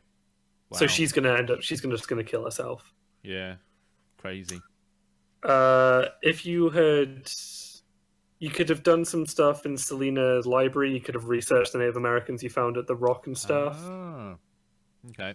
I do need to say this. It is perfectly honest. It is perfectly acceptable. I will always have a library map. Yeah. Okay. If you no, it's honestly if you just want to say, Benji, I just want to do some research on this topic. That is a perfectly valid thing to do. Cool. Good to know. So yeah. If you'd been too if you'd been too noisy, if you'd been too gung-ho at Jennifer's apartment, the police would have been called. Yeah. And she would have also noticed. Yeah. Have you? Was that what those rolls were for when we were at the door? Yes, Yes. those were alerting the neighbor rolls. Yeah. Yeah. Okay. If you draw too much attention to yourself, Jennifer will arrange a trap for you. Okay. Right. And essentially you'll get the phone call, but you'll be taken to a warehouse owned by Jennifer. Yeah. And you will then actually be attacked by a Dark Young, one of the goat things you met. Wow, and without the knife, Yeah, that could have gone very, very wrong. you can attack them with bullets, but it's but firearms do 1 damage per successful hit to them. Wow. Hey, I'm really sorry. I've got to go. So No, it's been an absolute much. pleasure having you. I hope that Yeah. we can have you again sometime. Yeah. Yeah, I hope so. This was fun. Yeah. Good. No. Okay. So thank you very much, Stephanie, and have No fun problem. at your Thank you for other. Yeah. Other session, yeah. Have fun at your other session. See ya. Okay. Bye. Bye. Okay. Festival stuff. Okay. So you stopped Jennifer from summoning the goddess and Yep. killed her and wiped out a coal, which soon collapsed about her anyway. Good. I was So worried about that. Jack, because- can you roll me 2d10 plus 2? 2d10. So, And then add 2 more. So that's 7. 7. Okay, Yeah. so your max sanity has been increased by 7. Oh, nice. Oh, that's good. And you will go up to your maximum as well now. Okay. Hang on. it's a slight I health. can't It's a change slight that. health. Huh? I can't Yeah, you can. change my. You can't. Oh, you can't. Can you not go higher than it? I can't change my. So I've got Hang a on. max sanity points, which is 95, and then I've got a stable sanity, which is 65, and I can increase my little counter, but I can't. No, that's fine. I'll change that. Don't worry. Okay. Cool. So 65. So 72. 72. Actually, it doesn't really matter because that's just because it's just tied to your it's tied to your PAL. Okay. Yeah. Right. Actually, you know what I'll do? There we go. Nope, that's too high. Too high. Okay, so yeah, you'll That's now have fine. a max sanity of 70. Okay. Can my stable Yeah. Okay, that's fine. Cool. Yeah, cool. your stable sanity has changed. Good. So I'm going to say every 3 adventures, you'll get a sanity boost Okay. because that'll make it a lot easier if we Yeah. go over to a season 2. Yeah. But I mean, the thing that I've learned today is that you're 1 bum roll away from being a stain on Oh, the yeah. carpet. Some of these things have horrific sanity penalties tied to them. Yeah. You got most of it. Good.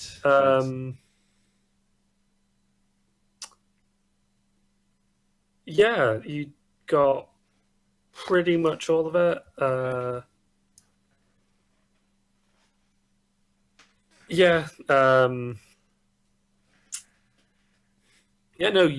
That's everything. Actually, let's just think.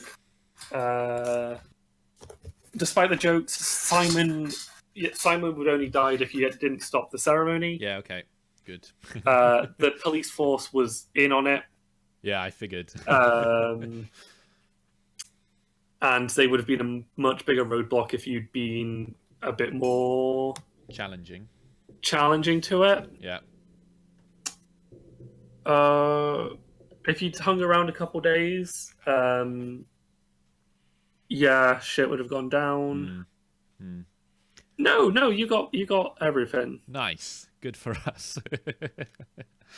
So as I said earlier, I've decided season 2 is definitely going to be one mission, so there's going to be a lot more investigative stuff. Yeah. Okay. And like little side stories and stuff. Yeah. And that's going to be set in Chicago. But yeah, so well done. Thanks. Stephanie was wonderful, wasn't she? Stephanie was wonderful. I hope the chat enjoyed Stephanie because it would be great if we can get Stephanie back in the future.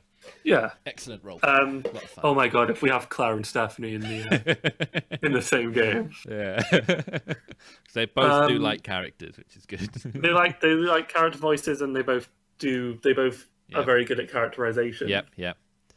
It's good. But yeah, so how did you enjoy that, Jack? I certainly did, yes. As always, a pleasure. Well, I say a pleasure. It's kind of harrowing, but it is a lot. This one was of a fun. lot more harrowing than Yeah. The slow build was very interesting. It's just how the story's written. Yeah, be honest. exactly. Yeah. But yeah, no, that I'm was going to good. be using a few more of these scenarios because they are really, really well good. Yeah, really, very yeah. good. Good. There's one I really want to run called Dark Island, Mm-hmm. which looks fantastic, but it's kind of hard. It's a hard one for you guys to do. Yeah. Okay. Because it involves like it has a big government thing in it, so Oh right. it's kind of hard. I have a way that I might be able to run it, but I'm not sure if I want to run it Yeah. Yeah. Okay. per se. Okay. But yeah, we'll see. So next week, Alex is back. I'm actually at Alex's next weekend. Yep. So we'll see how that goes down. Mhm. So Jack, if you want to hang around after we finish, and we'll do Yep. XP and stuff. Do XP. That's good. So yeah, as always, follow us at Silver Crow Media on Twitch, YouTube, and Tumblr. Follow us at Silver Crow Inc. on Twitter. I'd love to see some fan art. Like I know that's a selfish ask, but yeah, if you guys are into art and stuff and you want to, like, I think what I'm trying to say is we won't like reject fan art. Yeah. And we'll definitely, like, if you send us fan art or just any sort of fan anything, we'll definitely put it up on. We'll definitely show it on stream Yep. and on our Tumblr. Yep. Our logo, which is the logo part of your loading screen? It's not on the loading screen, but it's all over our Twitch and YouTube. Yeah. So our logo was done for us by C, who a lot of our viewers will know from the Outside Fanstra server. So we are very happy to kind of show off your talents. If you want to write, if you want to write an adventure that you want me to run for these people, go for it. Drop some ideas. If you want to write. If you have suggestions or ideas, just drop me a line. And just any questions in general, put them on the Tumblr, put them on the I might do an AMA tomorrow, so if you wanna think of questions or drop them on our Tumblr, because that's where we primarily answer stuff. Yeah. I'll devote some time tomorrow to do a Q&A. So yeah, thank you very much, Jack, for being here once again with me. This is actually a pretty good run for Harold. I mean, he murdered a woman. Yeah. Well, I figure that Harold is quite far gone. Yeah. And she was like a demon lady, so it's fine. True. Okay, so yeah, so we will see you next week. We're back to Saturday next week. Yep. 6 p.m, same bat time, same bat channel, and we will see you at Deal. Yep. Bye. Bye-bye.